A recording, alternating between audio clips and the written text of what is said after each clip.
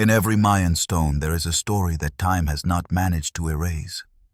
They spoke with the stars, offered their blood, and counted the days like no one else. Their rituals, their science, and their symbols still leave open questions. Get ready to delve into the 20 mysteries that continue to baffle the world. The mystery of the Mayan calendar and the long count. Deep in time, when the jungle still owned everything as far as the eye could see, the Mayans looked up to the sky every night with a devotion that bordered on the supernatural. They did not do it for simple contemplation. To them, the stars were not distant points of light. They were living gears in a precise, exact, relentless cosmic machine. And within that cosmos, they observed with millennial patience. They designed a calendar that continues to puzzle the modern world. The Mayans did not have telescopes or atomic clocks. They had no access to the technologies we consider indispensable for understanding the universe. Yet, their way of measuring time became more accurate than many systems that came centuries later. It is as if they could hear the ticking of the universe with the ears of the soul. The Mayan calendar was not just one. It was a complex system made up of various time wheels that meshed together with the delicacy of a music box, but with the force of a prophecy. On one hand was the Hab, a solar calendar of 365 days. On the other, the Tzolkin, a sacred calendar of 260 days, used to mark religious festivals and ceremonies. Both worked like two clocks that, when joined, formed an even greater cycle called the calendar round, which took 52 years to repeat. For the Mayans, those 52-year cycles were powerful. Time did not move in a straight line, but in a spiral, repeating, remembering, leaving signs. And yet the true enigma begins with the so-called long count. Here is where the mystery becomes deeper, more unsettling. The long count was their way of measuring time from a mythical date they marked as the beginning of the current human era. According to their calculations, that foundational moment occurred on August 11th, 3114 BCE, by our calendar. That date was not chosen at random. To them, it was the day the gods set the world's machinery in motion, an act of creation accompanied by celestial fire and divine breaths. From that day onward, the Mayans began counting the days as if they were following the heartbeat of something alive. The long count works as a vigesimal system, something like an infinite ruler with special marks called baktuns, each one lasting approximately 394 years. A complete cycle, 13 baktuns, was completed, according to their calculations, on December 21st, 2012. That date gave rise to countless modern interpretations, some steeped in fantasy, others with a hint of truth. For years, it was mistakenly believed that the Mayans had predicted the end of the world for that day. People spoke of cataclysms, eternal darkness, a cosmic reset. But what the texts and glyphs actually indicate is something much deeper and far less apocalyptic: the end of a great cycle and the beginning of another. For the Mayans, everything was cyclical. Day followed night, rain followed sun, life followed death. There was no end in the sense we understand it today, only transformation, only return. What is most astonishing is how the Mayans managed to record eclipses, planetary movements, lunar phases, and astronomical alignments with an accuracy that still amazes us today. How did they do it? The most accepted theory is that they spent generations observing the skies from their observatories. Elevated constructions like the one in Uxmal or the famous Caracol of Chichén Itzá, which look more like temples than astronomical centers, yet perfectly fulfilled both functions.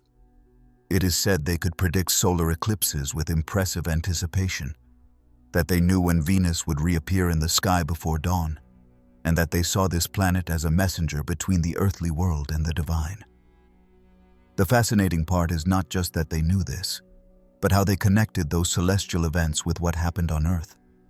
For them, every movement in the sky had an echo in human beings. If Venus disappeared, It was a sign of war.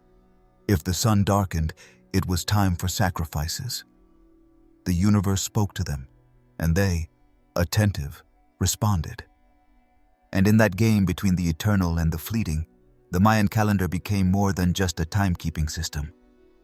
It was a spiritual map, a calendar that not only told you what day it was, but who you were on that day, what energy accompanied you, what path you should take. Each date carried a symbolic charge, a spirit, an intention. The Mayan priests were the keepers of this knowledge. They consulted the calendars before starting a war, crowning a king, or beginning a ceremony. No step was taken without first looking at what the sky said, what the numbers revealed. Because for them, numbers were sacred. The number 13, 20, 52, 104. These were keys that opened doors, that marked hidden rhythms. Nothing was left to chance. And although today we preserve part of that knowledge thanks to stelae, codices, and archaeological studies, a great part remains beyond our reach. Many codices were burned during the conquest. Many temples were destroyed or buried by the jungle. What we know is barely a whisper of what the Mayans truly understood. Perhaps the most unsettling thing of all is the feeling that they knew something we have forgotten. That their way of seeing time, not as a straight line but as a living, pulsing cycle, hid a profound truth about our relationship with the universe. Perhaps that is why their calendar continues to provoke awe, not because of the dates it marks, but because of the kind of awareness it reveals. Today, when we look at a screen to know the time, when the days pass by without us knowing when we got lost in routine, it is worth pausing for a moment to remember that once, an entire civilization lived to the rhythm of the stars, and in that ancient, precise heartbeat, perhaps there are still messages waiting to be understood. Palenque and the tomb of the astronaut. Amid the thick mist of the Chiapas jungle, where the trees seem to embrace one another and the birdsong speaks in an ancient code, rises the heart of one of the most mysterious sites of the Mayan world, Palenque. This place, covered for centuries by a dense layer of vegetation, slept like a forgotten giant, waiting to be awakened by human curiosity. It was there, beneath tons of stone and centuries of silence, that one of the most astonishing discoveries of the 20th century was made. The tomb of a king who appeared to be piloting a spaceship. It all began with a hidden stairway. In 1949, the Mexican archaeologist Alberto Ruz Luille discovered a slab inside the Temple of the Inscriptions. Beneath it lay a long and narrow staircase, sealed with stones and clay more than 1,000 years ago. No one had descended it since ancient times. After years of meticulous excavation, what those steps revealed was not just a tomb. It was a scene taken from a story that seemed more science fiction than ancient history. At the bottom of the staircase, what appeared before the archaeologists was an impressive funerary chamber, with walls covered in inscriptions and a massive carved slab bearing an image that baffled everyone. There lay the sarcophagus of Chichén Pakal, an ancient king of Palenque, buried with a jade mask over his face and surrounded by carefully arranged offerings. But it was the lid of the sarcophagus that ignited the fire of controversy. On that stone relief, Pakal appears reclining in a strange position, with bent legs and a tilted body, as if he were operating some sort of machine. In front of him, what some interpret as a series of levers, conduits, valves, and even a flame emerging from the lower end. Behind him, a structure resembling a seat, and even something that recalls a helmet. For those who viewed it with modern eyes, this image did not depict a religious scene or a journey to the afterlife. It was a pilot, an astronaut, a Mayan figure seated inside a capsule, heading into space. It did not take long for collective imagination to begin building theories around this enigmatic figure. One of the most famous to promote this idea was Erich von Däniken, who in his book, Chariots of the Gods, claimed that the ancient Mayans had made contact with beings from other worlds. To him, Pakal was not a simple king buried with the rituals of his time. He was an envoy from the stars, a being who had come from space or was returning to it in his final journey. The image was too modern, too detailed to be ignored. But beyond the fascination with extraterrestrials, the truth is that this slab represents one of the greatest achievements of Mayan art. The symbolism carved there is filled with sacred elements, the world tree, which connects the sky, the earth, and the underworld. The figure of Pakal descending toward Xibalbá, the place of the dead, the celestial signs surrounding the scene, and the ritual elements that only someone initiated in Mayan cosmology could fully decipher. In the worldview of his people, Pakal did not die. He transformed. He became part of the divine order. And yet, it is understandable that so many people see something else. There is something unsettling in that image, something that transcends its historical context. Pakal's body appears suspended, as if floating in the air. His face carries a serenity that feels almost universal. The setting around him does not resemble the typical symbols of other Mesoamerican tombs. Although archaeologists have explained that what surrounds the body is a complex system of religious and astronomical symbols, the more mundane interpretation remains powerful. It looks like a spacecraft, and the human mind, especially one searching for answers in mystery, cannot resist that idea. For centuries, Palenque was a city swallowed by the jungle, as if the earth itself had wanted to protect it from being understood too soon. Its architecture differs from other Mayan cities. Its temples seem elevated not only to approach the gods, but to be seen from above. Its reliefs possess a unique elegance, and its glyphic texts tell stories that are still being deciphered. Pakal ruled for nearly 70 years, which in itself is a miracle for an era when life expectancy was short. His reign was long, prosperous, filled with public works and a deeply sophisticated religious vision.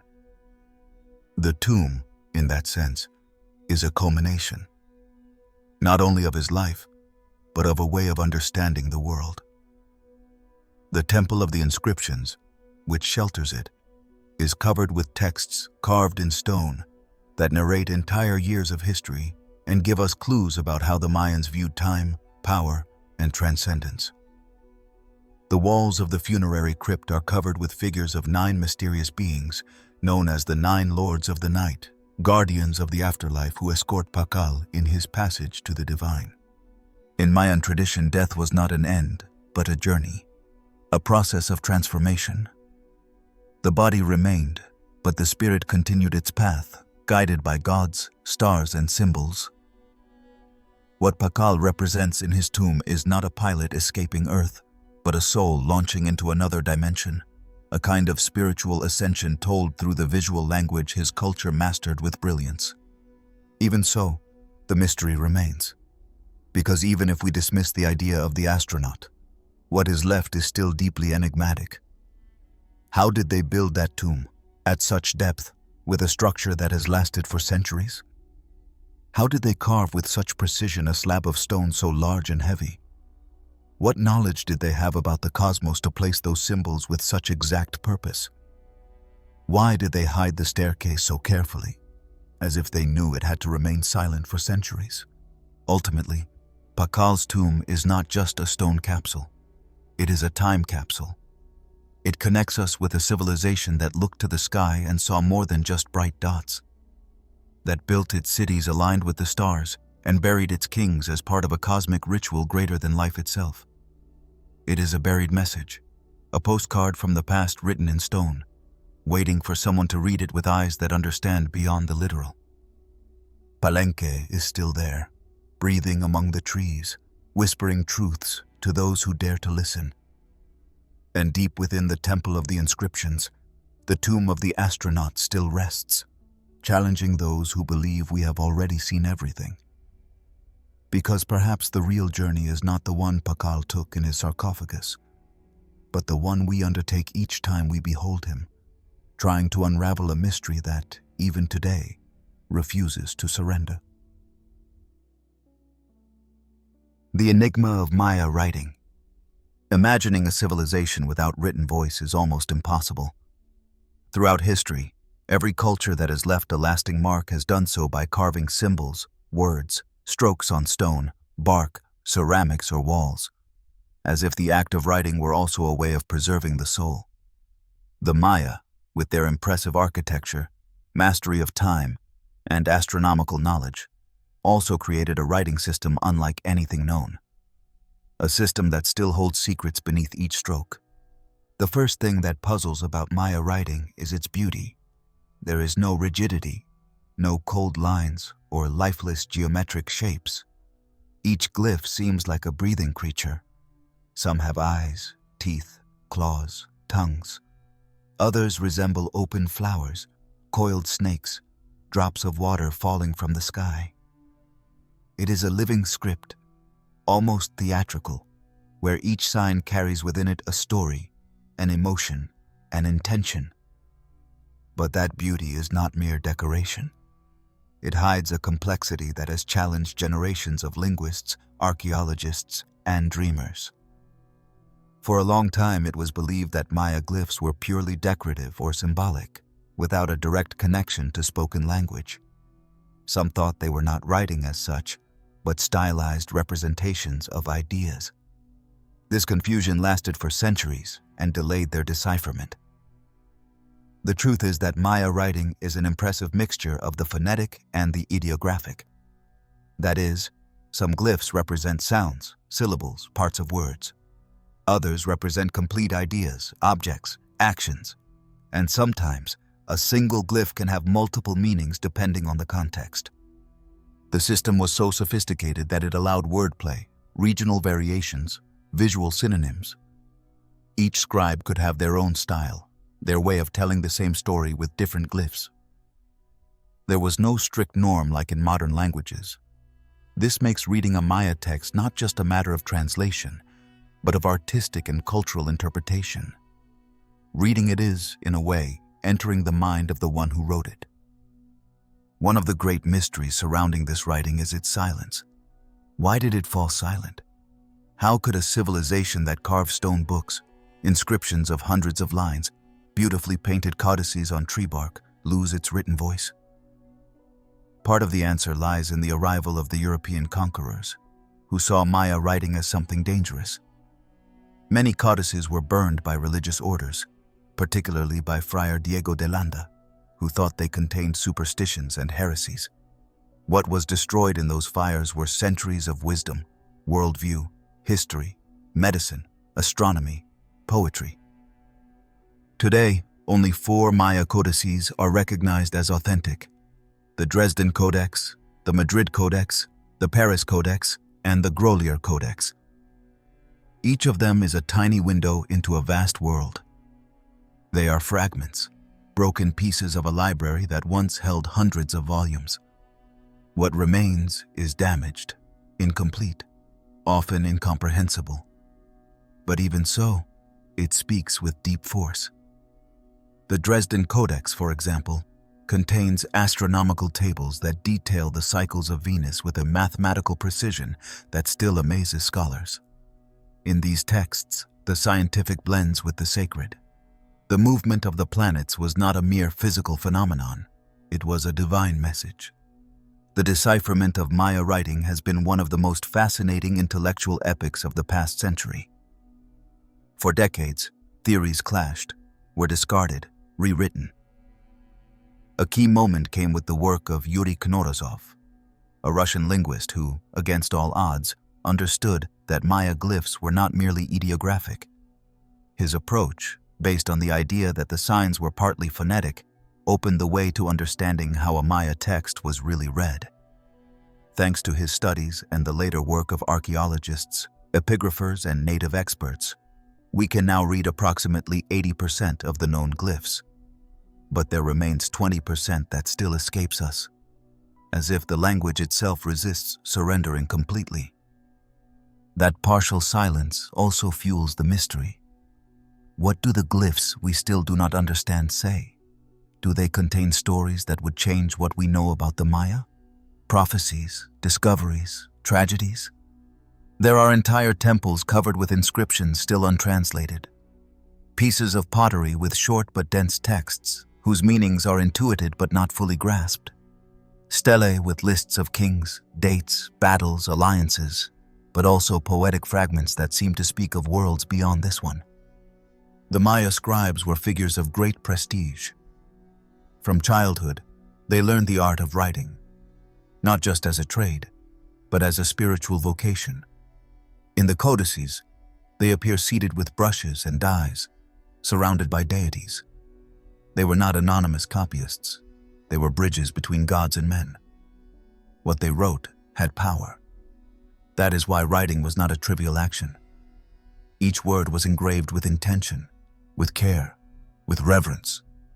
Writing was also a form of power. The rulers ordered their deeds to be carved in stone, their reigns, conquests, rituals, lineage. In some way, they sought immortality through text. The glyph of their name was more than an identifier. It was a seal of authority, a sacred signature. Reading those texts today, with all we have recovered, is like conversing with them from the depths of time. But what is most striking about this writing is that it is not limited to conveying information. It has rhythm, an aesthetic. The glyphs are arranged in ordered blocks, often in pairs or grids, as if they were verses. And when one observes those blocks, one cannot help but feel that there is a cadence there, a silent music that marks the rhythm of the tale.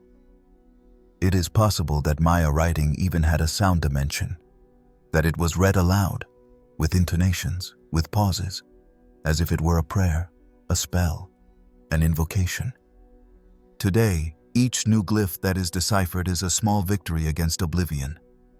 Researchers work with almost monastic patience, comparing shapes, sounds, contexts. Sometimes, a single sign can take years to be fully understood. But when it finally speaks, when it is revealed, it is as if an ancient door swings open, letting light into a room that has been in shadow for centuries. The enigma of Maya writing is not only linguistic, it is also emotional. It speaks to us of a way of understanding the world that combines the logical with the symbolic, the scientific with the spiritual, the everyday with the eternal. It reminds us that there was a civilization that knew how to capture the soul of time in words that resembled drawings, and that those words, despite the centuries, still want to tell us their story. We only need to keep listening. The ball game and its unknown rules. In the heart of many Mayan cities, flanked by temples and stelae, stands a structure that has endured through time, firm like an echo carved in stone. The ball game court. Its shape is unmistakable, like a large elongated double T, with sloped walls on the sides that often have stone rings embedded at great heights. It is a powerful image. Something was played there with intensity, with sweat, with faith, with risk. Something that was more than just a simple sport. The first impression when standing in front of one of these courts is amazement at its scale.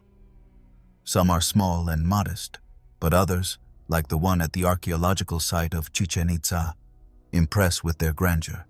There, the echo of a voice bounces up to 7 times, as if the sound refused to die. Some claim that the Mayan builders did not only think about the visual, but also the acoustic. That the words spoken in those courts could be heard from the farthest ends. But what happens within that space is even more fascinating. It is the Mesoamerican ball game, a practice whose cultural and symbolic depth we are only beginning to understand. They called it pok-tapok or pits, names that resonate like the sharp strike of the ball hitting the body or the wall.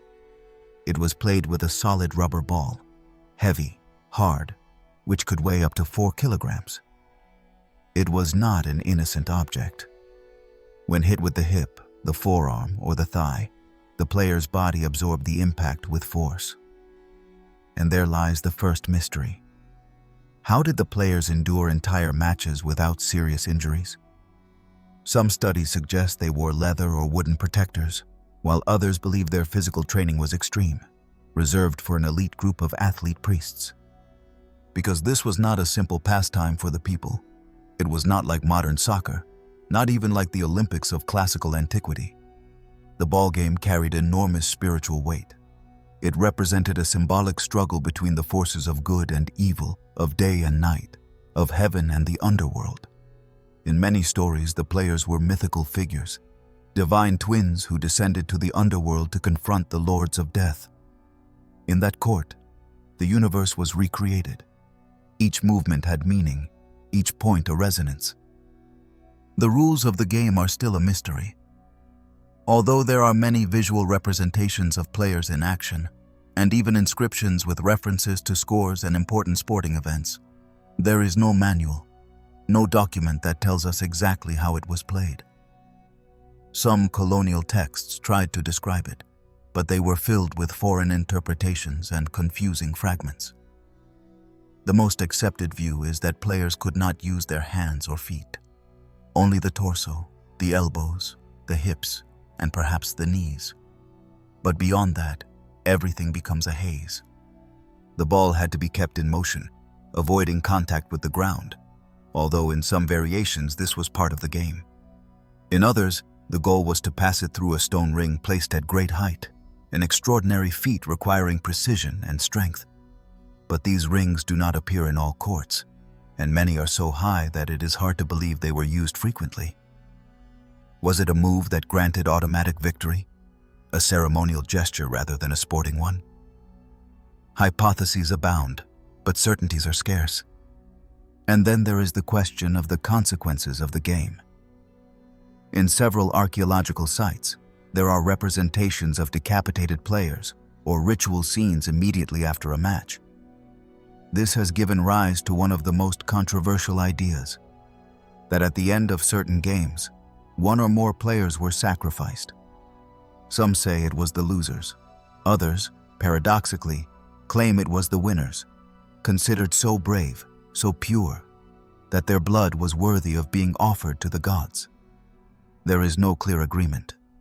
What we do know is that the game had a direct connection to the most sacred rituals, the ceremonial calendar, and astronomical events. The spectators, if there were any, were not mere fans in the stands. They were witnesses to a cosmic act. With their presence, they took part in a representation of universal order. And although excitement, tension, and fervor were surely present in each match, those elements were not the essential ones. What mattered was balance, harmony. The game reflected a divine battle, and its outcome could influence the fate of a city or a dynasty. There are also stories of kings and nobles who played as part of political pacts, territorial agreements, or challenges between cities. Winning was not just a matter of prestige. It could mean the affirmation of power or the beginning of a war. And beyond that, there are records indicating that matches were played on carefully chosen days, based on calendar readings and celestial signs. Nothing was random. Not the moment, not the participants, not the outcome. Every major city had its court. Some had several. And although they share common elements, each one has its peculiarities. Some are adorned with reliefs showing scenes of decapitation or human offerings. Others have solar or astral symbols. Some show gods with balls in their hands or bodies fused to the round shape of the ball. The ball game was not an activity separate from the sacred world. It was a way of speaking with the gods. The most curious thing is that, with the arrival of the colonizers, the game was condemned as a pagan practice. It was forbidden, persecuted, silenced. But in some rural regions of Mesoamerica, adapted versions of the game continue to be practiced. Even today, in certain indigenous communities, variants are played that preserve the spirit of the ancient sport. Many things have been lost, but the echo has not completely vanished. The ball game is one of those mysteries that are right there, in plain sight, yet refuse to fully reveal themselves. Each court, each glyph, each sculpture of a player with knee pads and a leather helmet is a piece of a puzzle we still do not know how to put together. But there is something in those stone walls, in those impossible rings, in that invisible ball, bouncing between the shadows of the past, that keeps calling us. Something that reminds us that for the Maya, even sport was a way of speaking with the universe. The lost cities in the jungle. Imagine walking through a dense jungle, where the humidity seeps into every pore, where the trees seem endless, and every sound, every creak, feels like the whisper of something ancient. You move forward among roots that emerge from the ground like the veins of a sleeping heart, dodging branches, sensing that there is something beyond the visible. And suddenly, in the midst of that green chaos, a carved stone appears, a moss-covered stairway, a silent wall that still holds the traces of those who built it centuries ago. That is how the lost Mayan cities are discovered.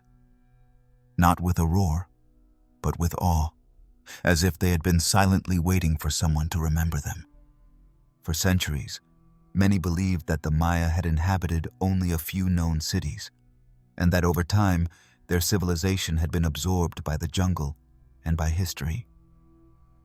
But the reality is much more astonishing.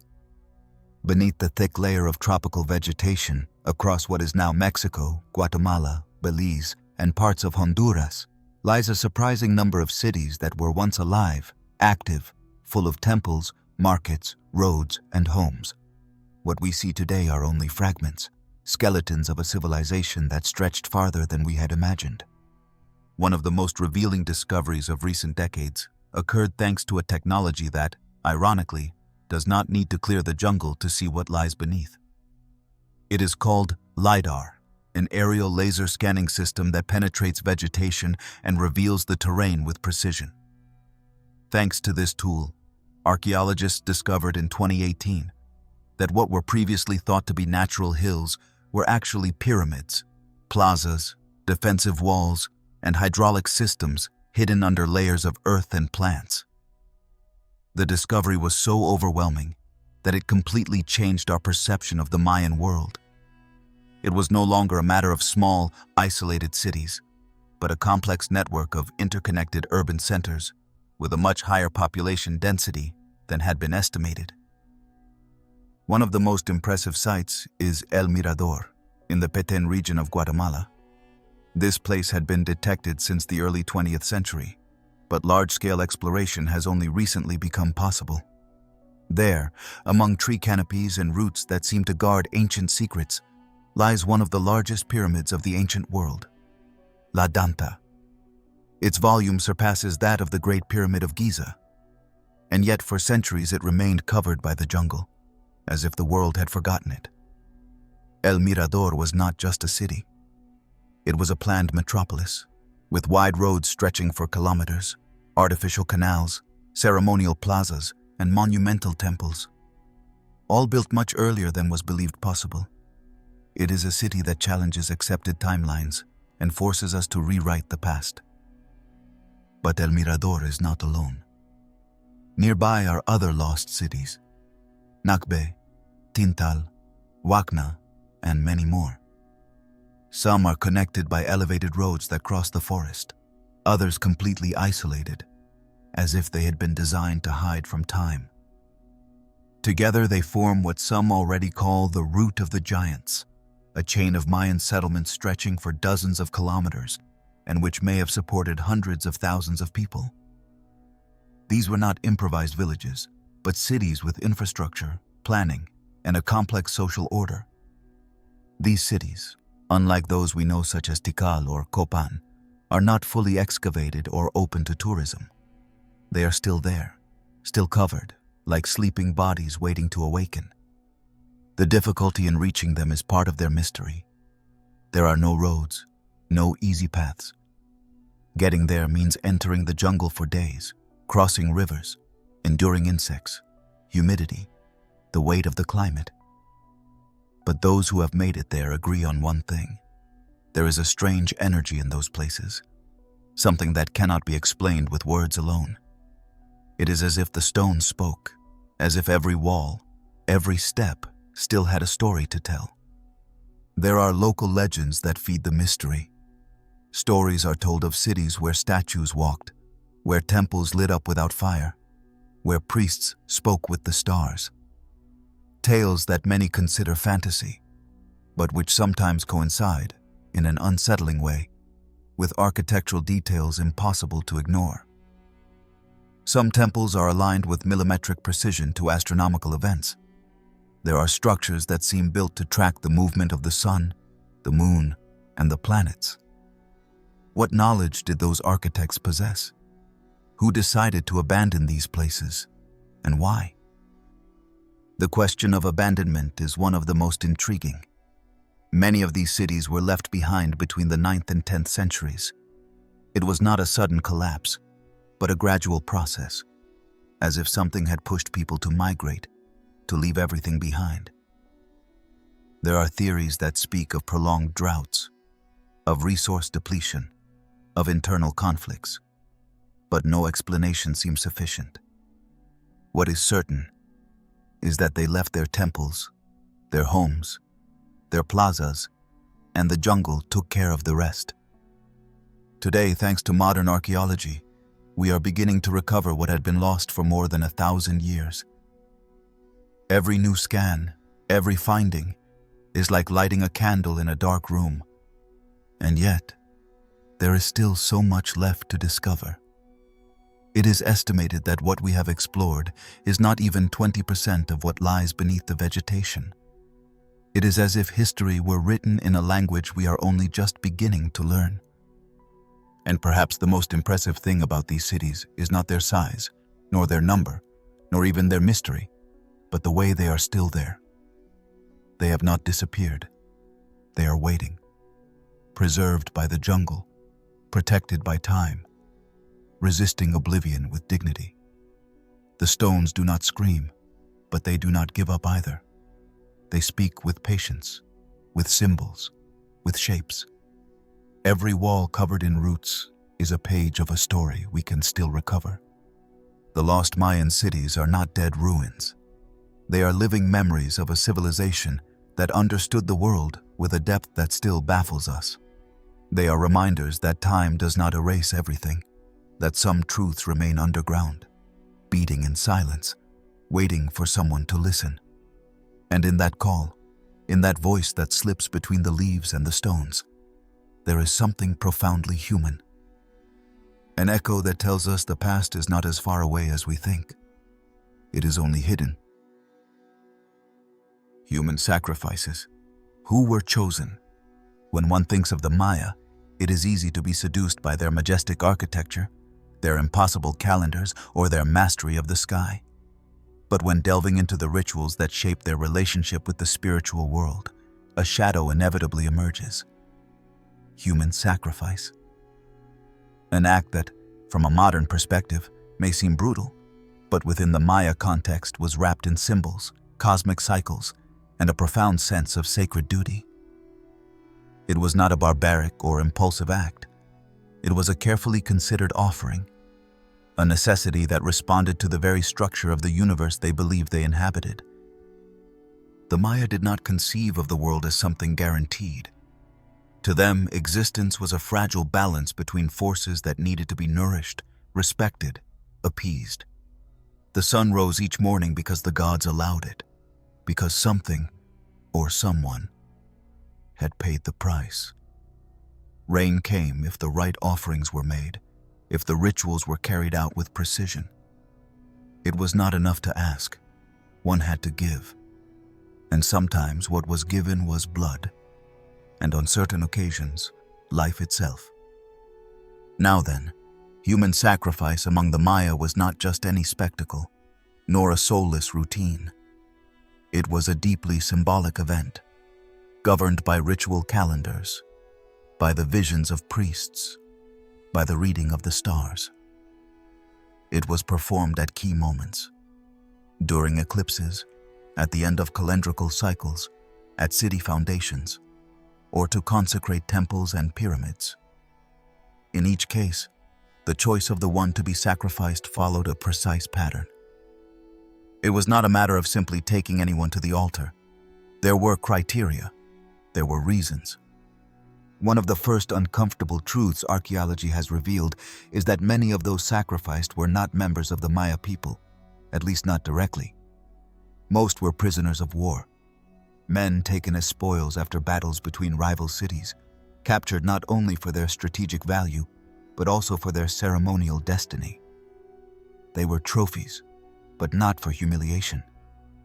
They were destined to become messengers, bearers of a message to the gods. Their death was considered a form of transcendence. It was not punishment, but a sacred fate. Ironic and terrible at the same time. But there is also evidence of more intimate, closer sacrifices. Sometimes those who offered their lives were members of their own community. In extreme cases, they were volunteers. People who, for spiritual reasons, visions, lineage, or states of trance, accepted the call. There are also accounts and remains indicating that children were offered, especially in contexts related to rain and fertility. In these cases, the crying of the little ones was interpreted as a good omen, a sign that the gods would receive the soul with pleasure. Not all deaths were the same, nor did all rituals follow the same form. In some cases, the sacrifice consisted of opening the chosen one's chest and extracting the still beating heart, offering it to the sky or a sacred statue. This scene, often associated with the Mexica imagination, was also present in the Maya world, though with variations in style and execution. In other rituals, the victims were decapitated, a gesture with deep symbolism tied to the cycle of life, death, and renewal. In the murals of Bonampak, for example, vivid scenes are depicted where the victims are presented before the nobility and priests, in an atmosphere of solemnity and order. Nothing was left to chaos. Decapitation also had a direct relationship with the ballgame. There are depictions in which, at the end of a sacred match, one of the participants was sacrificed. Some believe this was the fate of the losers. Others that it was the supreme honor reserved for the best. Some interpretations indicate that the sacrifice after the match was the culminating moment of the event, the instant when the earthly merged with the divine. The blood that flowed then was not only human, it was cosmic. It closed one cycle and began another. Blood was seen as the channel between humans and the gods.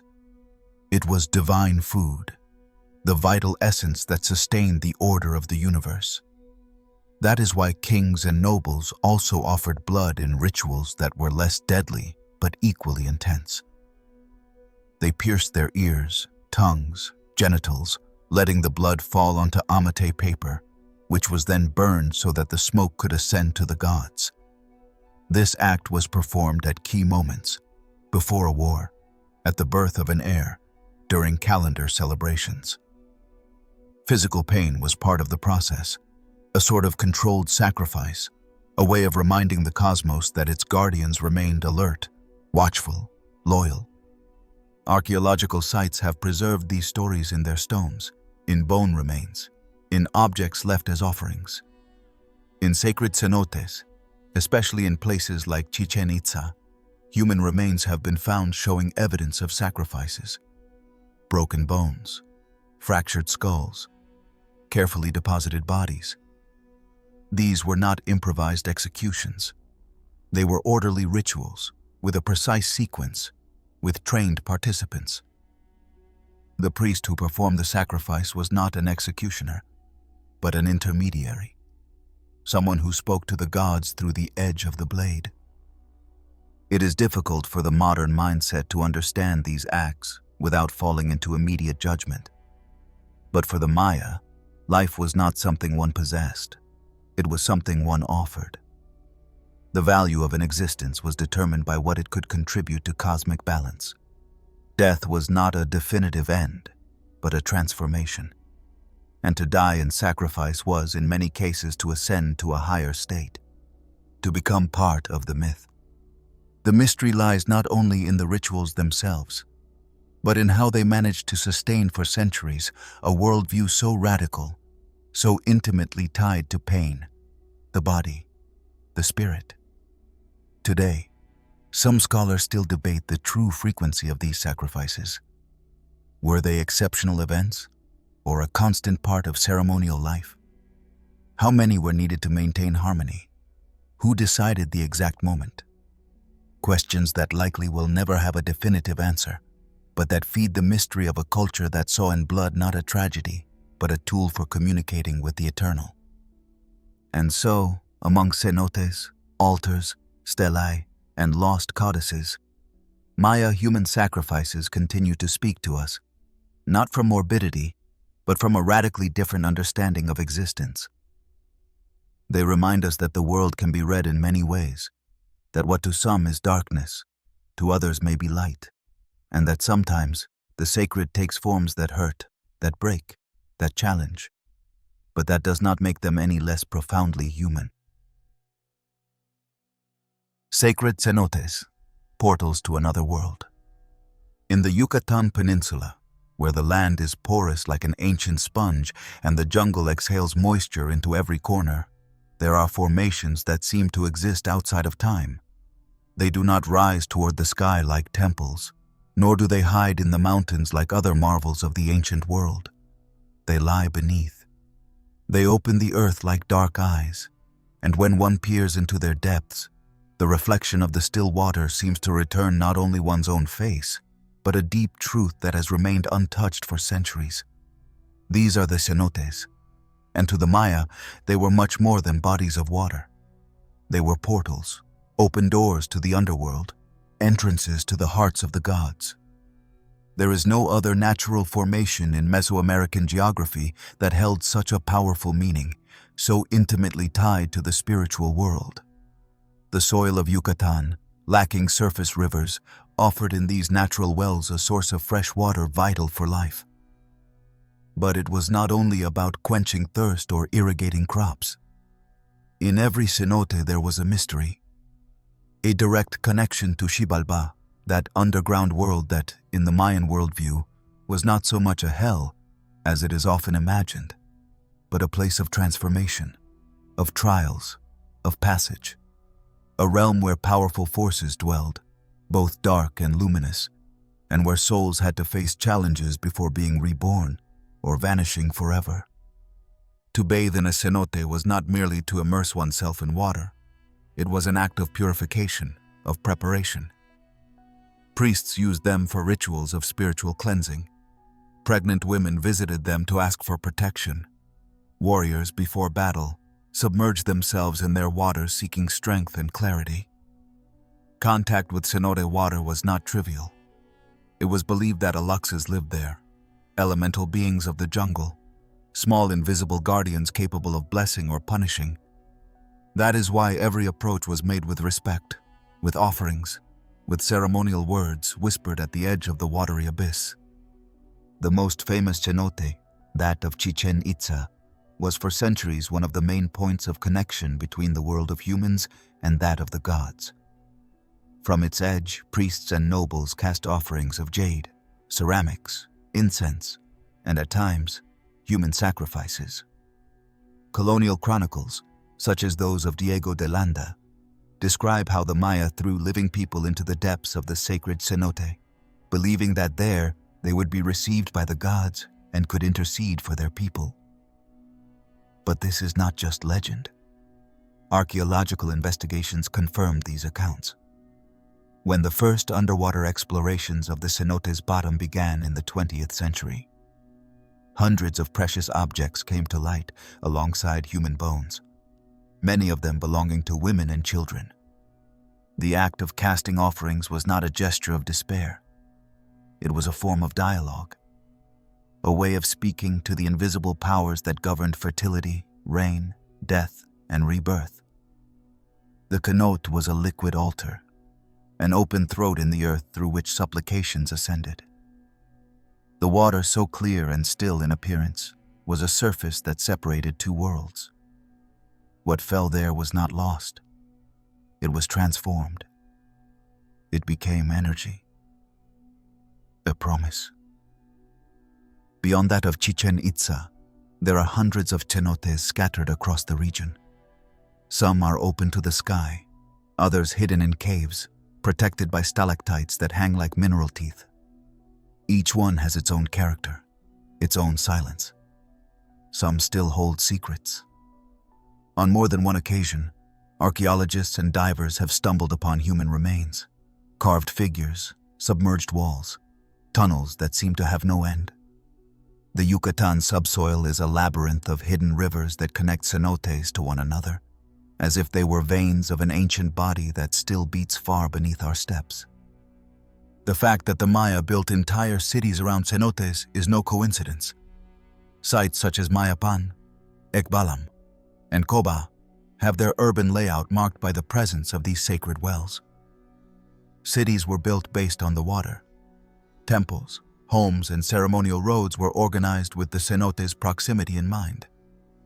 It was an energetic center, not only a physical one. Life began around it, and in many cases, also ended there. What is striking is that despite the passing centuries, despite modernity and urbanization, cenotes are still seen with respect by local communities. Even today, there are those who leave offerings, who speak to them, who submerge in them not as tourists, but as devotees, because something remains. Something that can be felt, even if it cannot be seen. A presence, an energy, and that energy is no coincidence. The peninsula sits atop the Chicxulub crater, the very one that caused the extinction of the dinosaurs more than 60 million years ago. It is said that the impact of the meteorite triggered the formation of many of the cenotes we see today. In that sense, these portals to the underworld have not only a spiritual history but also a geological one.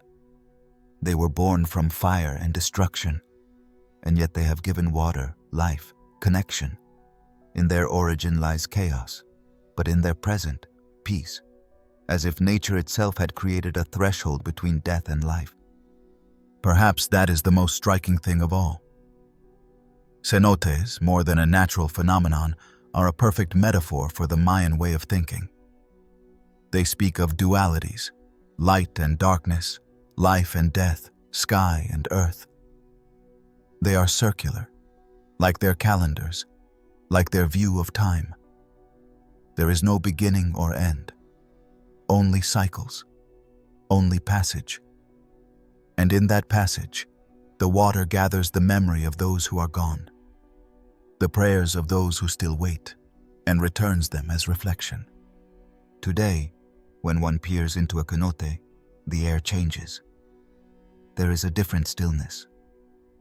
It is not the silence of absence, but of a presence that does not need to speak. A heavy calm, thick, as if all the past had hidden itself there, in the deepest depths, waiting. Because perhaps cenotes are not just portals to another world. Perhaps they are mirrors of our own, reminding us that mystery is not far away. It is here, beneath our feet, shining in the liquid darkness of what was once sacred, and somehow still is. The Lords of Time, Mayan Astronomy. On clear nights in the ancient world, when fire was the only light and the sky did not compete with the glow of modern cities, the Mayans looked up at a universe that seemed closer, more alive, more aware. Up there, among constellations we barely recognize and celestial cycles that go unnoticed by us, they read messages, warnings, roots, rhythms. The sky was not merely a nighttime decoration. It was a sacred text, a board of signs marking the breath of the cosmos. And the Mayans, with patience, devotion, and astonishing clarity, learned to read it. Few ancient peoples came to understand the movement of the stars with such depth as they did. And it was not because they had telescopes or precision tools like those of today. There were no lenses, no optical devices, no computers. What they did have was knowledge passed down through generations, a meticulous power of observation, and above all, a way of thinking that did not separate the visible from the spiritual. For the Mayans, time was part of the universe, and whoever mastered time also mastered destiny. The so-called lords of time were wise men, priests, keepers of the days. They had the mission of watching the skies and recording their movements with an accuracy that still astonishes us today. They knew when Venus would appear on the horizon, at what time of year eclipses would come, how many days remained until the next lunar cycle. Their gaze was trained to detect the slightest variations, to remember patterns. And what they saw up there, they connected with everyday life, with agriculture, wars, rituals, and the decisions of rulers. The calendar was their main tool, but also their greatest work of art. As if time were an invisible sculpture, the Mayans shaped it with systems that combined the solar, the lunar, and the ritual. The Tzolkin, with its 260 days, marked the sacred rhythm of ceremonies and the spiritual energies accompanying each day. The Hab, with its 365 days, followed the path of the sun and governed practical life. And the long count, that extended line adding days from a foundational point, allowed them to measure cycles of thousands of years. For them, time was never lost. It accumulated. Each date was a seed within a vast cosmic web. But their knowledge was not limited to calendars. It extended to architecture. Some Mayan temples are built with such precision that it is hard to believe. In Chichén Itzá, for example, the temple of Kukulkán displays a luminous phenomenon during the equinoxes. The shadow cast by the pyramid's corners forms the body of a serpent slithering down the staircase, connecting with the sculpted head at the base. It is a play of light and stone so exact that it can only happen twice a year. That is not a coincidence. It is astronomy turned into sculpture. In Uxmal, the Pyramid of the Magician presents an orientation that responds to the lunar cycle.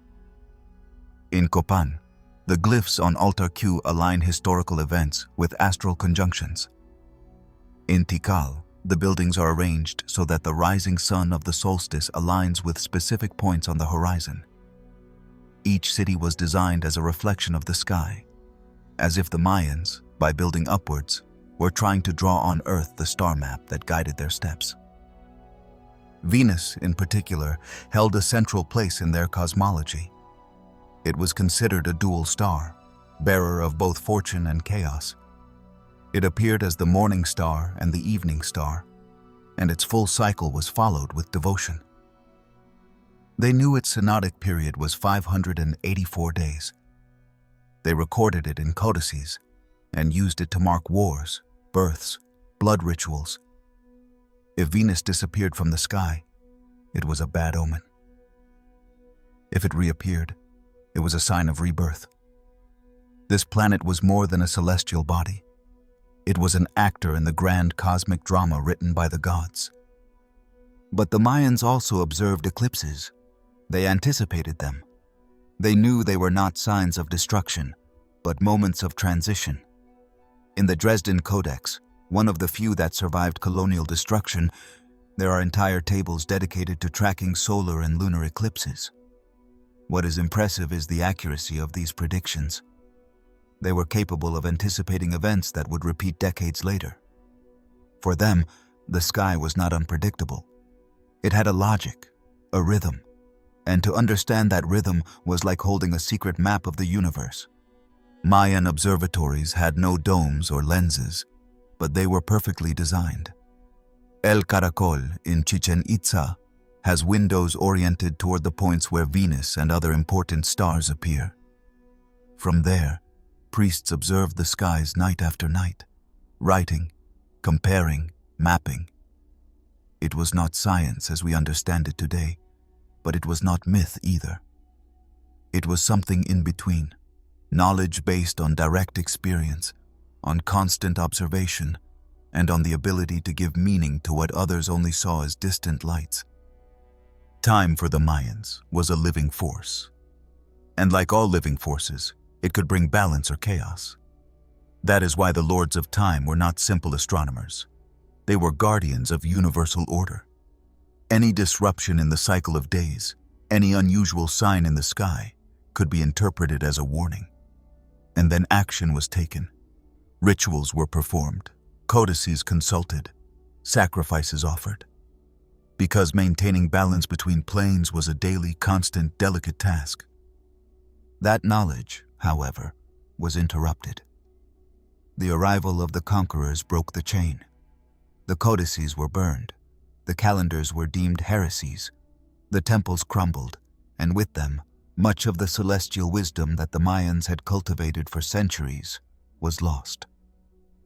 But what remained still speaks.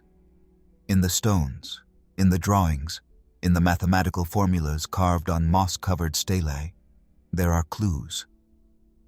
Whoever stops to observe discovers that the knowledge is still there, asleep, waiting. Today, each time an archaeologist deciphers a date on a glyph, each time a modern astronomer compares their data with Mayan records and finds matches, something essential is confirmed. They knew. They knew how to look at the sky without filters. They knew how to listen to time. And perhaps that is why we call them the Lords of Time. Because they were not slaves to the days, nor mere witnesses to the passing of seasons. They were creators of a vision in which the cosmos was not a foreign mystery, but a dance in which we all take part, even if we have forgotten the steps. Chichén Itzá and its acoustic effect. In the heart of the Yucatan Peninsula, where the jungle carves its way through ancient stones and the sun beats down upon the ruins, stands one of the most enigmatic structures of the ancient world, the Pyramid of Kukulkán. Also known as El Castillo, this construction is much more than a simple example of Maya architecture. It is a time machine, a solar clock, a three-dimensional calendar, and also, to the amazement of first-time visitors, an acoustic instrument that defies any simple explanation. At first glance, what one sees is a stepped pyramid of flawless symmetry, with 4 stairways that rise to a small square structure at the top. Each stairway has exactly 91 steps, and adding the top platform. The total is 365 steps, like the days of the year. That precision is no coincidence. It is full of intent. The Maya built this temple to worship Kukulkán, the feathered serpent, one of the most important deities in their pantheon, and everything in its design obeys a worldview in which time, sky, and earth are inseparably connected. But it is when one stands before the stairways and claps that the mystery becomes audible. The echo that returns does not sound like a simple sound rebound. It has a different quality, high-pitched, similar to the song of a bird. And not just any bird. Studies have shown that this sound resembles the call of the quetzal, a sacred bird for Mesoamerican cultures, associated precisely with Kukulkán and with Quetzalcoatl in other regions. The quetzal was not only beautiful and elusive, but also represented the link between the earthly world and the divine, a being that could fly between realms without being captured. That the echo resembles its call does not seem like a coincidence. This phenomenon has been recorded, measured, and reproduced by acoustic specialists, who have concluded that it is an intentional effect. The stepped design of the pyramid, with its angles, edges, and block arrangement, generates a sound distortion that alters the echo's frequencies, producing that unique tone. In other words, the builders of Chichén Itzá knew what they were doing. They understood how to manipulate sound in open spaces, something that, in the modern world, requires advanced studies in physics. They achieved it with stone, intuition, and ancestral wisdom. But the Quetzal's song is not the only acoustic phenomenon present at this site. In the Great Ball Court, one of the most impressive arenas in Mesoamerica, it has been proven that a whisper made at one end can be clearly heard on the other side, over 130 meters away. The long, straight, and slightly inclined walls seem to channel sound as if they were the corridors of a cathedral. During ritual games, this quality allowed spectators, priests, and players to communicate without raising their voices. It was an acoustic stadium before the very idea of modern stadiums existed. In other parts of the complex, unusual echoes also occur. Walking through certain plazas or speaking in front of some structures, the sound does not behave predictably. Sometimes it bounces multiple times at impossible angles. Other times it dissolves as if the stone absorbed it. These types of phenomena suggest that acoustics were considered from the beginning, not as a fortunate consequence of the design. And this opens a fascinating door. The possibility that Maya rituals were not only visually impressive, but also sounded like something out of this world. Let us imagine for a moment a ceremony at Chichén, Itzá. Dawn arrives. The shadows cast by the pyramid begin to form the bodies of serpents during the equinoxes. And as this occurs, the priests clap, sing, and blow conch shells. The echo that returns is not just a reflection of sound, but a response, a voice that seems to come from within the temple itself. The architecture becomes another actor in the ritual. The stones participate, speak, replicate. The temple is not silent, it is alive. Acoustics did not only serve an aesthetic or spiritual function, they could also be used as a tool of control and authority. A ruler speaking from the top of the pyramid or from one end of the ball court could be clearly heard throughout the plaza. His voice became omnipresent, amplified by the geometry. There was no need to shout. The architecture did the work. This created an aura of power, even of magic, that reinforced the leader's position as an intermediary between humans and the gods. It is easy to overlook this detail when visiting the ruins without a guide or without knowing what one is hearing. The echo may seem like a trick, a tourist anecdote, but when the context, the intention, and the symbolic weight behind each sound are understood, a new level of appreciation opens up. We are not in front of silent ruins. We are in front of an ancient communication system, a form of architectural language that used the vibration of air to transmit meaning, an echo that is not just sound, but message. What is most impressive about all of this is that there are no written plans, no acoustic treatises, no explicit records explaining how they achieved such precision. They left no formulas, but they left examples. Modern science has been able to understand the result, but not the process. How did they know what shape a stairway had to have to produce that effect? How did they know which materials to use, in what proportions, at what angles? The answer remains in the realm of the intuitive, of inherited knowledge, of a practical intelligence that needed neither paper nor numbers to be precise. Today, when a visitor claps in front of the pyramid of Kukulkán and hears that echo that resembles the Quetzal, what they are hearing is not simply a physical phenomenon. It is a sonic legacy, an audible fragment of Maya thought, a song that does not come from the sky or the earth, but from the intersection of both. Because Chichén Itzá, in its deepest essence, is that, an intersection between the human and the divine, between the past and the present, between stone and air. And as long as the echo continues repeating, soft, precise, almost supernatural, the Maya will continue to speak. Even if no one sees them, even if many no longer hear them. Did they disappear or integrate? The Maya collapse.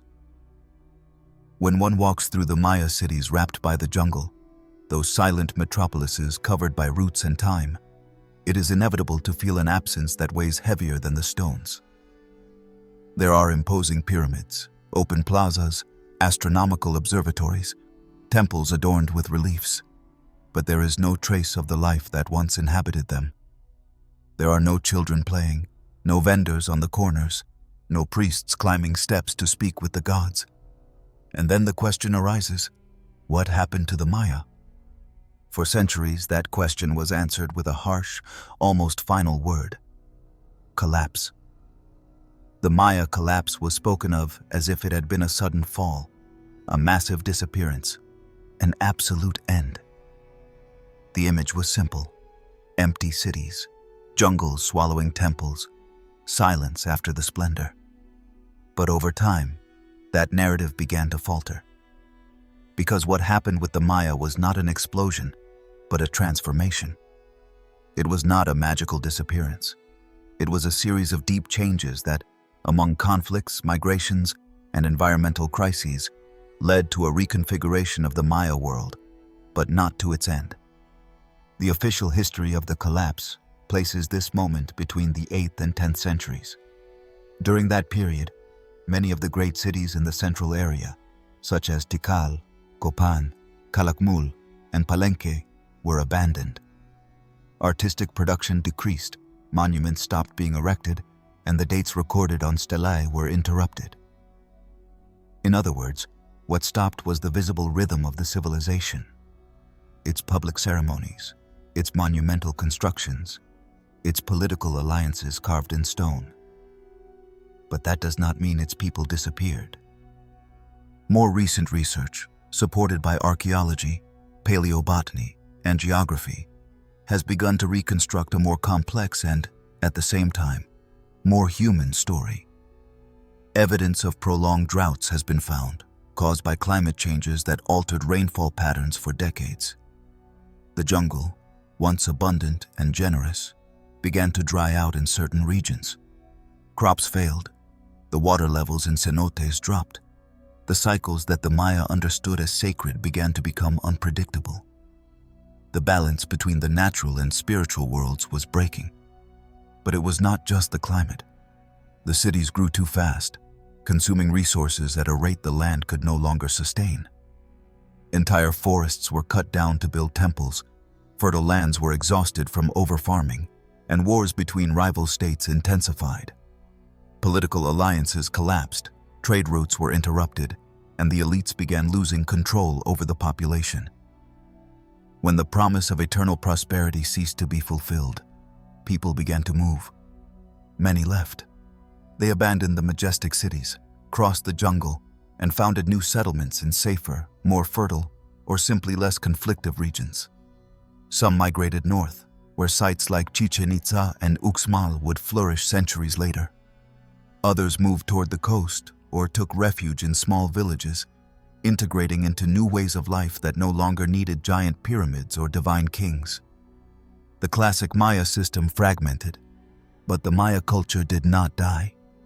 In fact, speaking of the collapse without nuance is forgetting that millions of Maya survived that process and moved forward, reinventing themselves.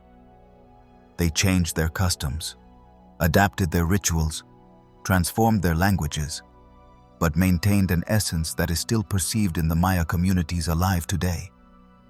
Because the Maya are not a civilization of the past.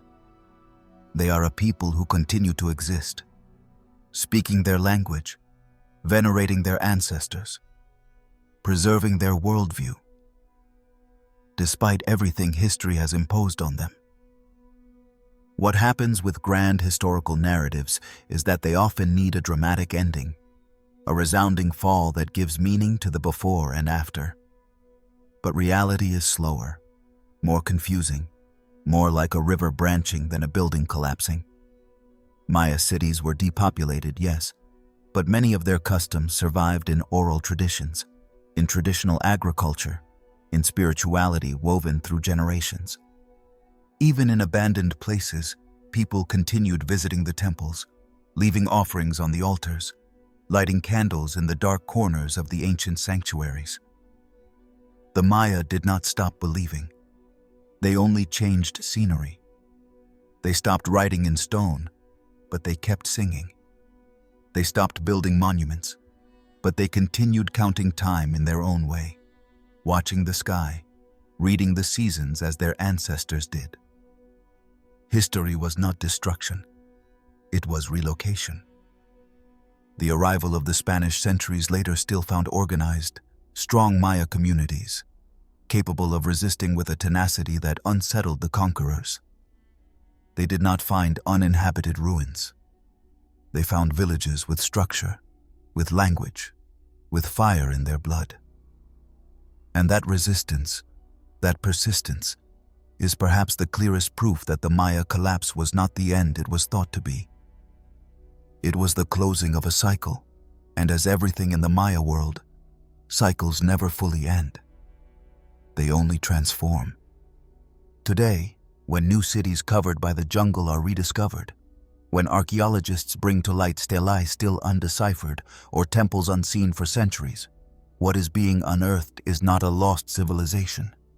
It is a poorly told story, one we are learning to listen to again, with less arrogance and more attention. Saying the Maya disappeared is repeating a comfortable lie. The truth is harder to accept. They adapted. They knew how to lose what was necessary to stay alive. They knew when to leave, how to resist in silence, and how to preserve their identity beyond walls and cities. Today they live in the voices that still speak Maya languages, in the rituals that continue to be practiced, in the faces walking the same paths their ancestors walked. They are here, and have always been, because the Maya were not a mystery that vanished. They were a people who learned to become invisible to survive. And there they remain, as present as the jungle that once covered their cities, as alive as the stars they never stopped watching.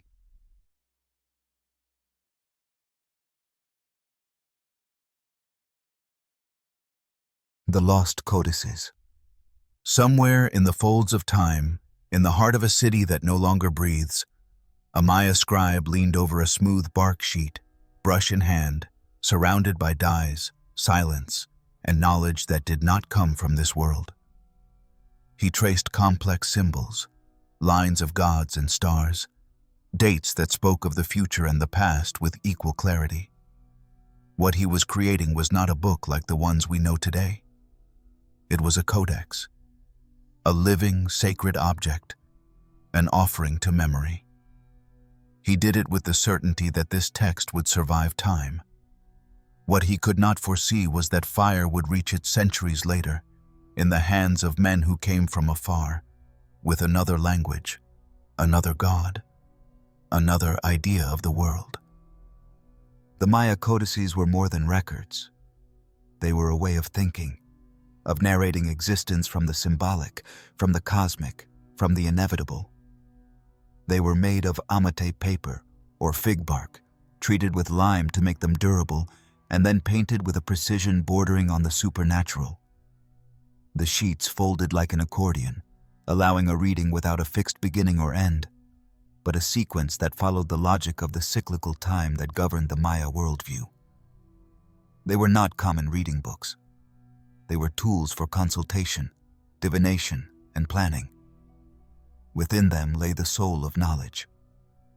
Today, however, only 4 authentic Maya codices remain: the Dresden, the Madrid, the Paris, and the so-called Grolier Codex, the last still surrounded by controversy and debates about its authenticity. 4. That is all that has survived from what must have been a vast sacred library covering rituals, astronomy, medicine, agriculture, mythology, and politics. 4 fragments that barely hint at the real scope of what the ancients knew. The rest, the vast majority, burned. The burning of the codices was not an accident of history. It was a deliberate act. In July of 1562, in the city of Mani, in what is now the state of Yucatan, the Franciscan Diego de Landa ordered one of the saddest cultural destructions in the history of America. The codices were burned because they were considered works of the devil, heretical documents that led the indigenous away from the path of the true God.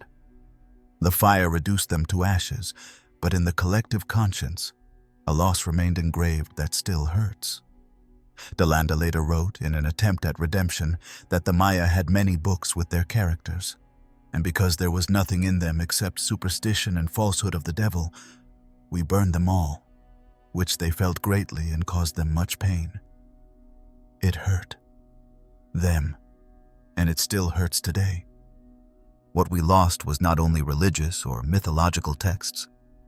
We lost scientific treaties, calendars with mathematical precision, historical records of royal lineages, lists of rulers, star maps, healing formulas, agricultural records.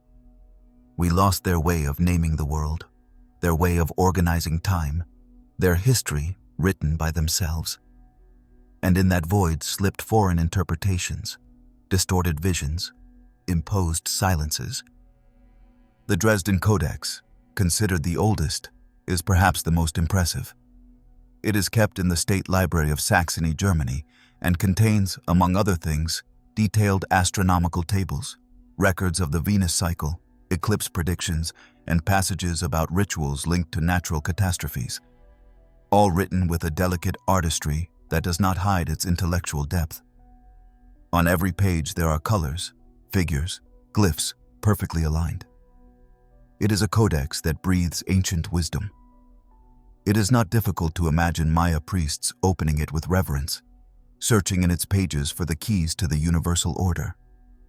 The Madrid Codex, also known as the Trocartesian Codex, is more extensive.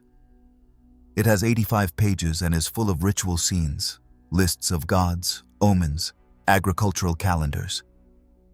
The Paris Codex, the most damaged of all, is a book of destiny, a compendium of ceremonies to mark the changes of time, and the Grolier, discovered under strange circumstances, is still examined under a microscope, as its pigments, style, and content have generated skepticism, and at the same time, hope. Because finding a new codex is like discovering a vital organ still beating inside a body thought to be buried. The codices were read by specialists, by priests trained for years in the art of deciphering glyphs, signs, metaphors. It was not a linear reading. They were read not only with the eyes, but also with the soul. Each symbol had a spiritual echo, each color an intention, and each figure a parallel story. Some codices were used in public rituals, others remained guarded as secret tools of power. They were alive. They were sacred. But beyond what they contained, what impresses is the universe they represented, because the codices were not passive texts. They were maps of a world we no longer know how to navigate. They were mirrors reflecting celestial cycles, myths, genealogies, omens. They were, in their deepest sense, a way of making memory, of ensuring that the children of the children would know how to read the sky, how to respect the earth, how to walk through the days without getting lost. Today, every recovered glyph, every interpreted fragment, is a victory against oblivion. Epigraphers work with almost monastic patience, comparing signs among codices and stelae, seeking connections, deciphering what still resists. Because although much was lost, the codices still speak. In their silences, in their repetitions, also in their errors. They remind us that the true history of the Maya is not found only in the ruins, but in the ink, in the fine stroke of an ancestral brush. Where are the other codices? Some dream that in some forgotten vault, some convent, in a poorly labeled box in a European library, one more might appear. Maybe. And if that happened, if another codex came to light, it would be as if history itself opened a new page. But even if none appear, what remains is already enough to understand that the Maya were more than pyramid builders or day counters. They were narrators of the universe. And in their codices, although few remain, they made it clear that memory is stronger than fire, even if it takes centuries to speak again. The sounding pyramids. In certain corners of the Mayan world, where the heat makes the air vibrate and the silence feels heavy, as if it holds secrets from time immemorial, something happens that puzzles even the most skeptical visitor. One stands before a pyramid, claps, and the echo that responds does not sound like a simple rebound of sound, but like a voice, a song, a strange whistle that travels through space and returns transformed. It is not a random phenomenon. It is not an acoustic coincidence. It is the architecture itself speaking, responding, as if it were alive. The best-known example is the pyramid of Kukulkán in Chichén, Itzá, where clapping in front of its staircase produces an echo that returns as a sharp, almost metallic sound, reminiscent of the Quetzal's song. And this is not a poetic interpretation. Scientific studies have confirmed that the frequency generated by this echo resembles the real trill of this sacred bird to the Mayas, directly associated with the figure of Kukulkán, the feathered serpent that represents the connection between sky and earth. It is as if the structure had been built to replicate that voice, to invoke the bird that flies between worlds. But this is not the only pyramid that responds. There are other temples, other spaces, where the stones not only support themselves but interact with sound in mysterious ways. In Uxmal, in front of the temple of the magician, certain words spoken loudly multiply into a soft echo that dissolves among columns. In Palenque, near the temple of the inscriptions, it has been noted that speaking in front of certain curved walls causes sound to propagate in a pattern that does not seem entirely natural. Even in ball courts, such as those at Copan or Tikal, sound travels from one end to the other with a clarity that would make many modern engineers pale. How did they achieve this without formal knowledge of acoustics? How did they know that certain angles, certain shapes, certain heights would alter sound behavior so precisely? What we know is that the Mayan culture did not separate the material world from the spiritual. Every structure, every placed stone had a purpose beyond the practical. A pyramid was not just a base for a temple. It was a channel, an antenna, a contact point between gods and men. And if the human word could be amplified, multiplied, transformed when striking the temple, then that sound also became sacred. It became a message. The sounds these pyramids emit are not simple echoes. They are specific phenomena, defined by an exact relationship between the shape of the structure, the materials used, the climate, and the listener's position. In physical terms, these are multiple reflections, refractions, constructive and destructive interferences. But none of that explains the intention behind it. Because one thing is for something to sound good by accident, and quite another for it to be designed to provoke a precise response. That difference is key. The Mayas did not stumble upon these effects. They sought them, mastered them, used them. Imagine a ceremony atop a pyramid. The priest speaks downward, and his voice spreads as if carried by the wind to every corner of the plaza. The crowd listens without anyone repeating the message. There are no amplifiers, no microphones, but the temple does that work. It reinforces, guides, projects. Or imagine a ritual dance where the rhythm of the feet striking the ground provokes a sound response from the steps, as if the pyramid were marking the beat along with the dancers. It is another dimension of the sacred, architecture as an active participant in the rite, not just its stage. In some temples, such as Yaxchilán, reliefs have been found where rulers appear playing drums or conch shells before specific structures. They are not placed just anywhere. They stand in front of curved walls or at strategic points from which sound would have propagated powerfully. This suggests that knowledge of acoustic behavior was part of ritual training, that those who led their people knew how to use not only the word, but also its resonance. For the Mayas, sound was not something lost in the air. It was a living force. It had the power to create, to summon, to change. A song could heal, a shout could drive away spirits, a word could seal a destiny. If sound had such power, then amplifying it from a pyramid was like elevating it to the realm of the gods. It was allowing what came from the human mouth to cross the threshold of the sacred plane. Some modern scholars have suggested that these acoustic properties might also have had a political function. A leader who could be heard by hundreds of people effortlessly from the top of a pyramid projected not only his voice but his authority. The temple, by returning the amplified word, transformed him into something more than human. His voice was not only his own, It was the temples, the cities, the cosmoses, and those who heard it felt they were listening to something greater than a simple speech. The engineering behind this remains a mystery. There are no blueprints, no treatises, no written formulas. The knowledge was transmitted orally, through practice, repetition, and learning from experience. Perhaps it was the result of centuries of trial and error. Perhaps it was intuition refined by observation, or perhaps a combination of both.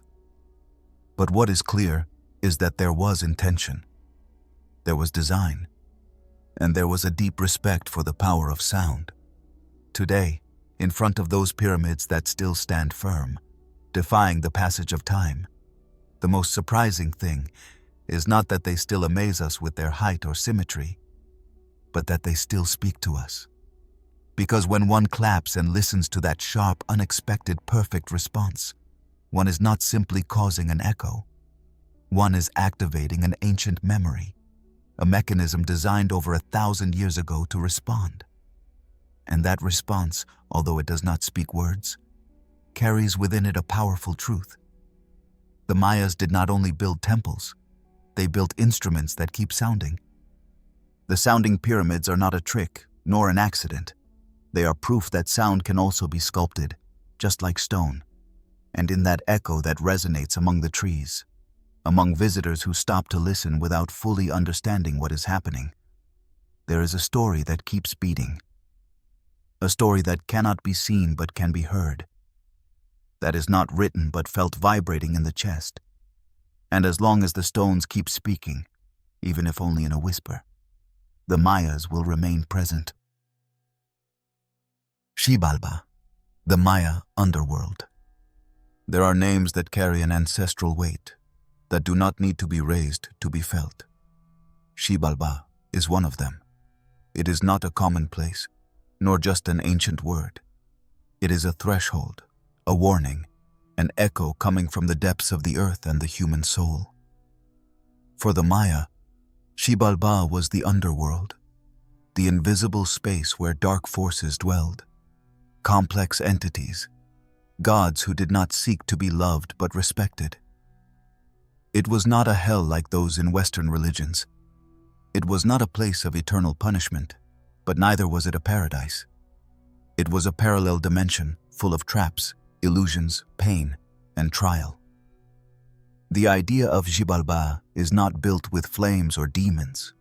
It is built with humidity, darkness, and the constant dripping of a cave that seems to breathe on its own.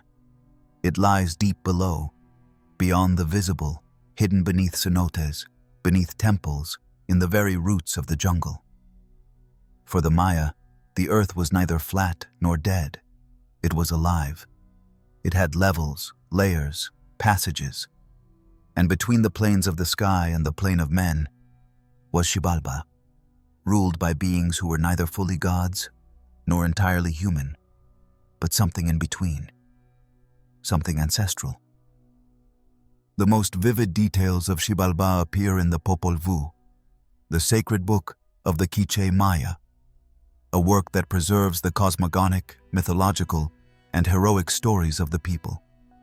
There it is told how Hunahpu and Palenque, the twin heroes, descended into the underworld to confront the lords of death. These lords were not deformed monsters. They were entities with names as poetic as disturbing. Master of Skulls, Lord of Pus, Master of Darkness, Lord of Pain. Their realm was filled with haunted houses, the House of Fire, the House of Cold, the House of Knives, the House of Darkness. Each posed a trial, a challenge not only physical but spiritual. To survive Xibalbá meant to pass through the core of fear and illusion. The story of the twins is more than a myth. It is a guide, a symbolic tale about the journey of the soul after death, but also a lesson about courage, cleverness, and transformation. The twins do not defeat the lords of Xibalbá with brute strength, but with intelligence, with play, with cunning. They use humor, trickery, magic. And in that act, they die, are reborn, and become the sun and the moon. It is a story of descent, fall, and ascent. a parable revealing how, in the Maya worldview, the journey to the underworld is not punishment, but part of the natural cycle of existence. Xibalbá was not in the sky, nor far away. It was beneath the feet, in deep caves, in bottomless cenotes, in underground corridors that the Maya explored with respect and fear. Many important ceremonies took place in those places. They were sacred sites, marked by fire, blood, and word. On the walls of certain caves, paintings and glyphs are still preserved, remnants of rituals meant to guide the soul, calm spirits, or ask permission to pass. Because entering Xibalbá, even symbolically, required a sacred gesture. One did not descend there with the feet, but with the spirit. Maya architecture also reflects this idea. Some cities are built with entrances shaped like monster mouths, portals symbolizing the descent to the underground world. On temple and building facades appear masks of Itzá, or dark gods with open jaws, as if devouring those who dare to enter. It is not decoration. It is a warning, and also recognition. Because for the Maya, ignoring the underworld was ignoring an essential part of the universal balance. Xibalbá was not only the realm of the dead. It was also a space of trial for the living. Shamans, in trance, spiritually descended there to seek answers, to heal, to face their own demons. It was not necessary to die to know the underworld. It was enough to be prepared, to open consciousness. In rituals, in dances, in dreams, one could cross the threshold. And those who returned did so transformed. Symbolically, Xibalbá also represents the hidden side of existence. What is unseen, what is unspoken, fear, pain, illness, shadow, but not to hide it, rather to integrate it. Maya thought did not rigidly divide the world into good and evil. Everything was part of a larger cycle. The dark had its function. The difficult had its lesson. Death was part of life, and Xibalbá was the stage where that truth was embodied. The routes to Xibalbá were many. Some passed through cenotes, others through natural caves, others through tunnels built in temples. There are records of ritual routes that priests followed for days, descending into the earth's belly to converse with ancestors. In those spaces, sound faded, time stopped, and the sense of reality became thinner. It was as if the world inverted, and what was below began to reveal itself. Despite its unsettling nature, Xibalbá was not a place hated or feared in absolute terms. It was necessary. It was part of the journey. Dying was not a punishment. It was a transition. And crossing Xibalbá, though painful, was the step every soul had to take to find its place in the fabric of the universe. Even the gods had passed through there. Even the heroes. So how could a human not?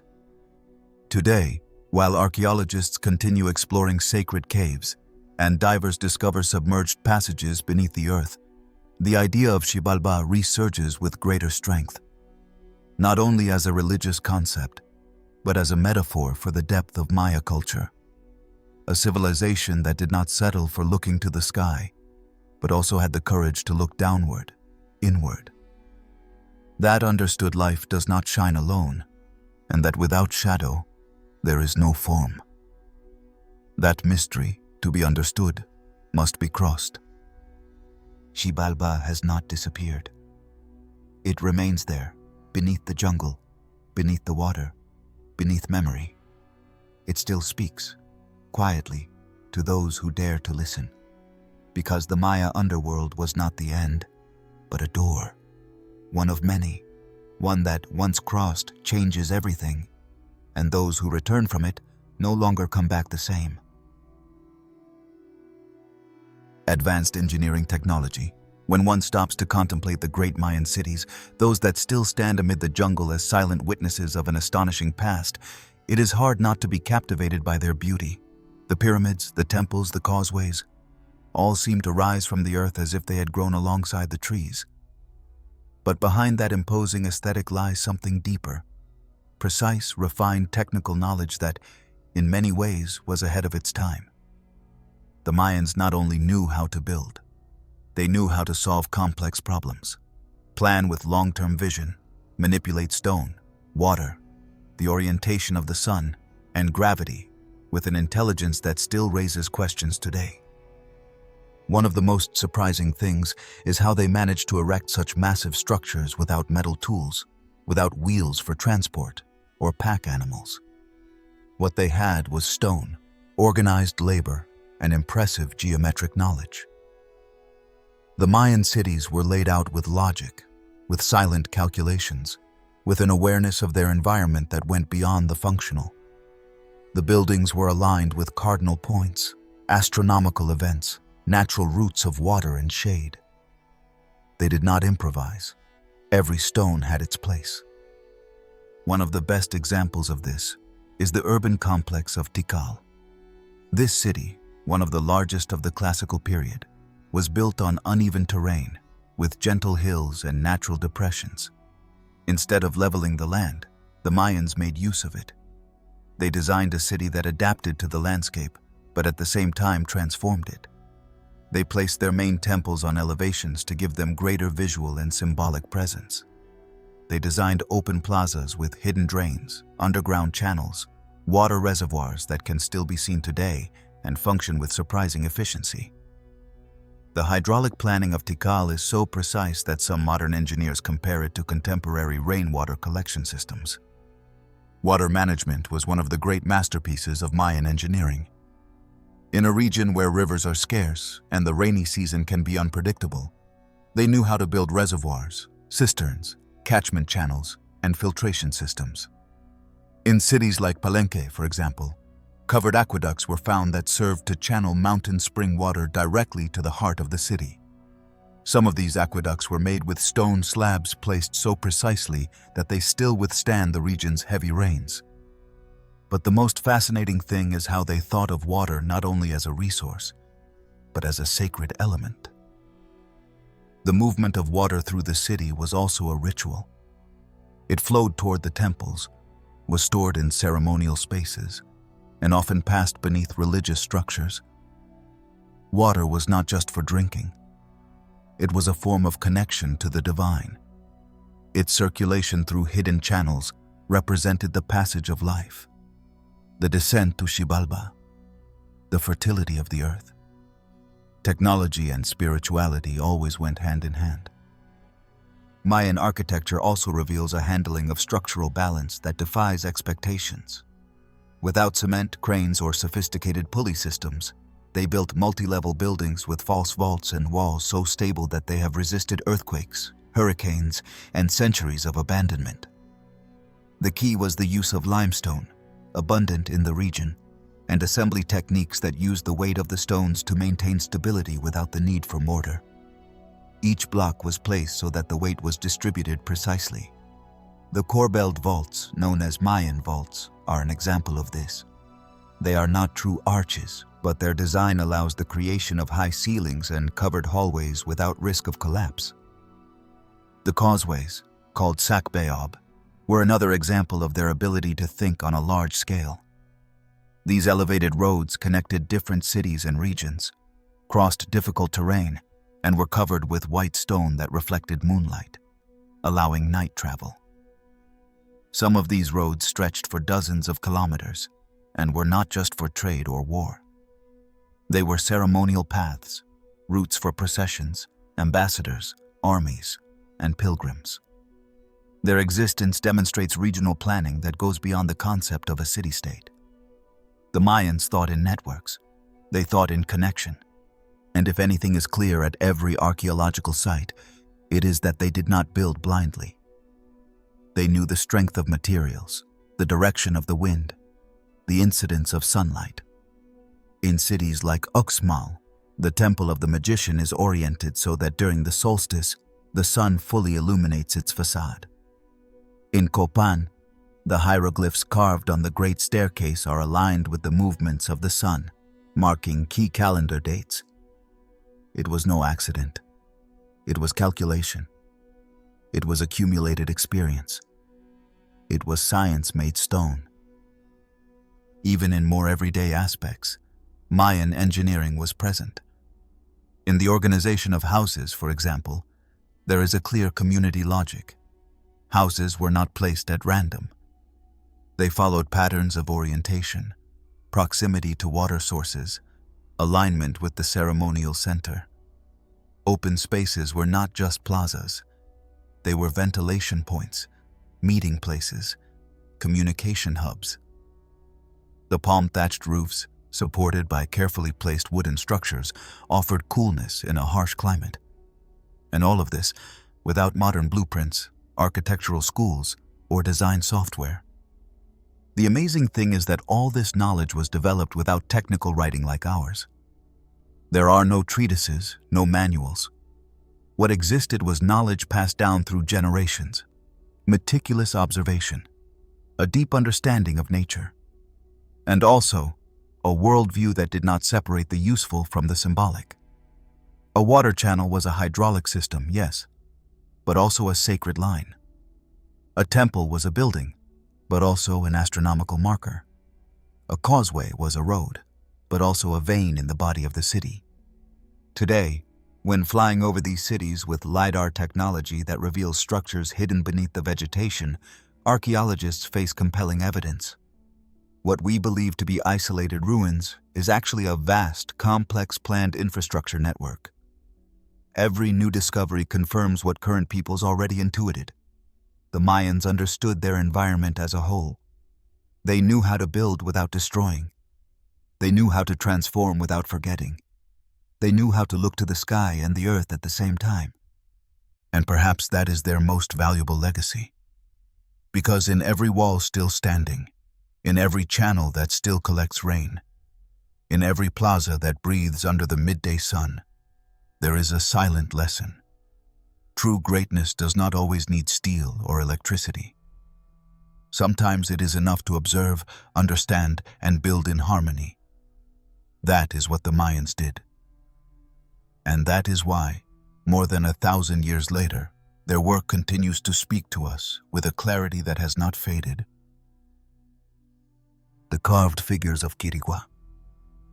There are places where stone does not remain silent, where the carved shapes are not decoration, but storytelling, where every line, every curve, every stroke engraved on the rough surface of a monolith seems to whisper fragments of a story as ancient as the roots that surround it. Such is Quiriguá, a site that, at first glance, appears modest compared to other larger Maya cities, yet holds at its core one of the most extraordinary treasures of the Mesoamerican world. Its carved figures, its colossal stelae, its blocks of time turned into eternal art. Located in what is now Guatemala, in a tropical region of fertile land and lush vegetation, Quiriguá flourished during the Classic period as an important ceremonial and political center. But what truly makes it unique is not its size, nor the number of buildings it contains. It is the artistic and technical level of its carvings, the magnitude of its sculptures, and the way these stones, seemingly immobile, have withstood the passage of time with an unsettling elegance.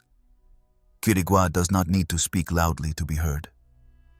The stelae that rise there, very tall, slender, covered with glyphs and detailed human figures, are the tallest in the entire Maya world.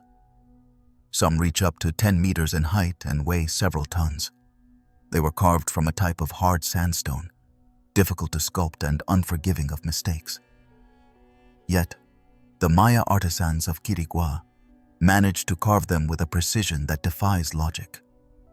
The lines are fine, the proportions harmonious, the details almost impossible to achieve without metal tools. Tools that the Maya officially did not have. Stela E, for example, erected in the year 771, is the tallest ever found. Almost 11 meters tall, 2 meters wide, and an overwhelming amount of detail that narrates not only the life of its ruler, Ka'ak Tiliuchan Yopat, but also cosmological events, sacred dates, and astronomical alignments. That stone was not raised as a simple tribute. It was placed with the clear purpose of becoming a column between worlds, a kind of temporal marker that united the past with the present, the human with the divine. Each stela is like a page in a stone encyclopedia. They are covered with glyphs that tell specific events: battles won, rituals performed, eclipses observed, calendar cycles completed. But they do not do so in a cold or distant manner. The figures represented are alive. The faces have expression.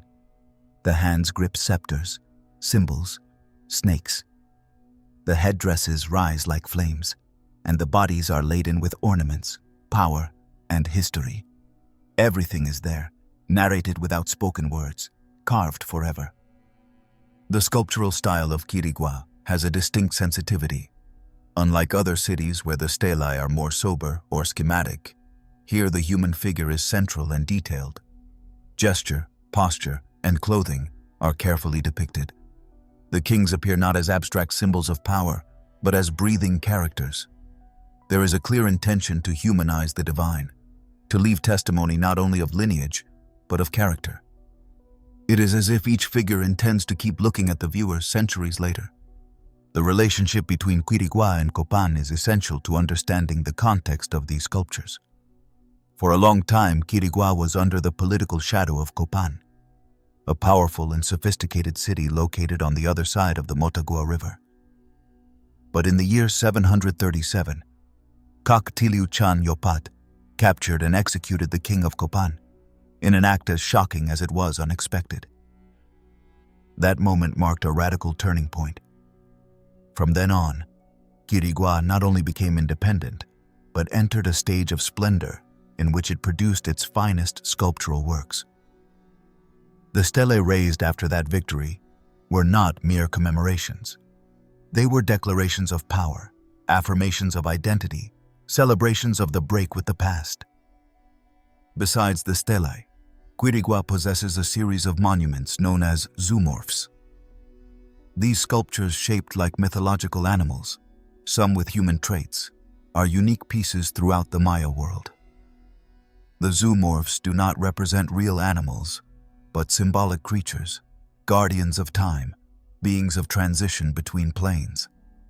Some resemble colossal reptiles, others take shapes that recall jaguars, turtles, sacred monsters.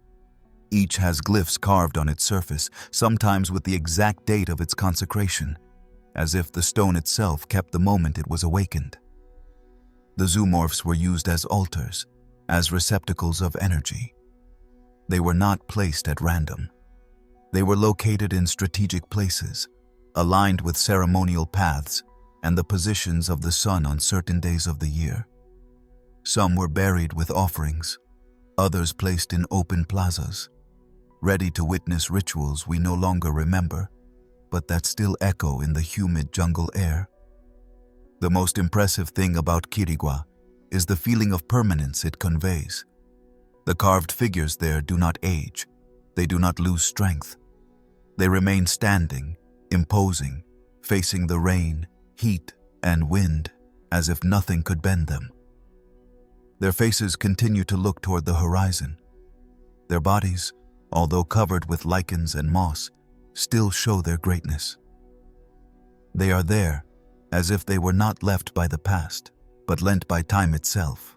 Unlike other ruins where one must imagine what once was, in Quiriguá it is enough to look, enough to circle a stela, approach the face of a figure, follow the outline of a glyph with your fingers to feel the story still beating.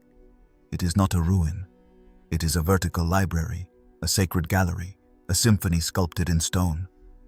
And although Quiriguá does not have monumental pyramids or giant plazas, its legacy is undeniable.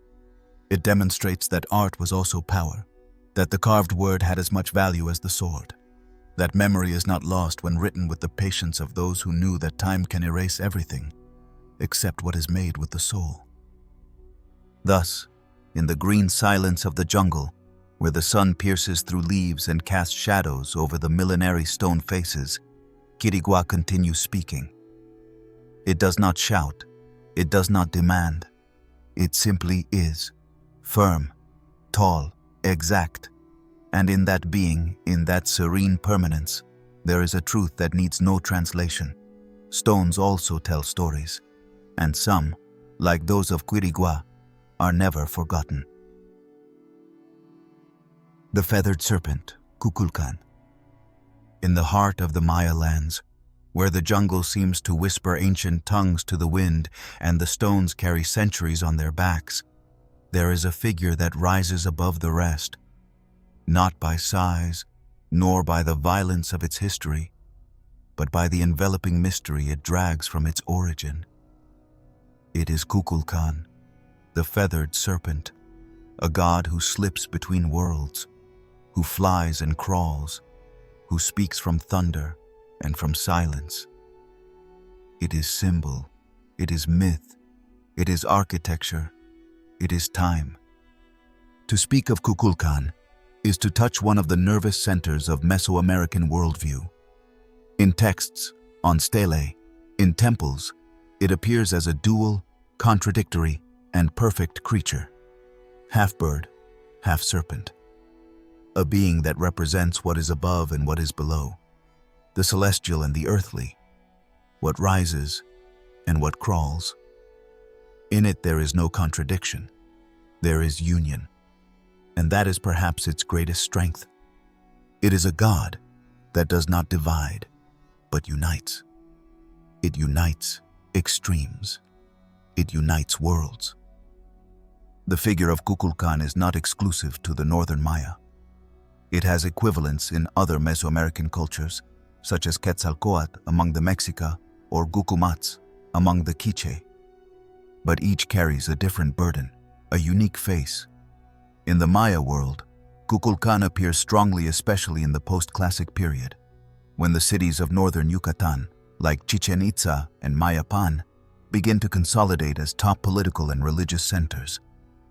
It is there that its figure becomes omnipresent, where its symbols multiply and its presence ceases to be spiritual to become tangible. Chichén Itzá, that city of exact geometry and breathing shadows, is its greatest temple. There, on the pyramid that bears its name, Kukulkán descends twice a year. It does not come down in body, nor with fire. It does so with light and shadow. During the spring and autumn equinoxes, the sun's rays project onto the northern stairs of the temple, creating a play of triangles of light that simulate the body of a serpent descending until it meets the sculpture of its head at the base. It is one of the most impressive phenomena of ancient architecture, not because it looks beautiful, because it feels like a ritual act involving the sun, the sky, the stone, the seasons. It is as if the entire universe gathers for a few minutes to remind us that time is not linear, that there are cycles that do not break, that there are beings who never fully leave. This phenomenon is not a fortunate mistake. It is the result of a deep understanding of the solar movement, the passage of days, the tilt of the earth. It is a work of emotional engineering. The builders of the pyramid did not seek only to impress. They sought to summon.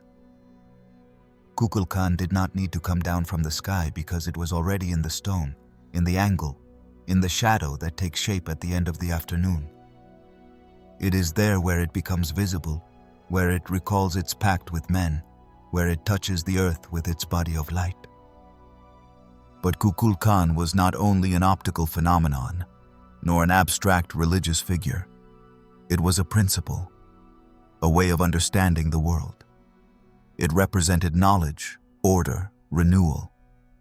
It was credited with the creation of the arts, writing, the calendar. It was a bearer of wisdom, but also a traveling god.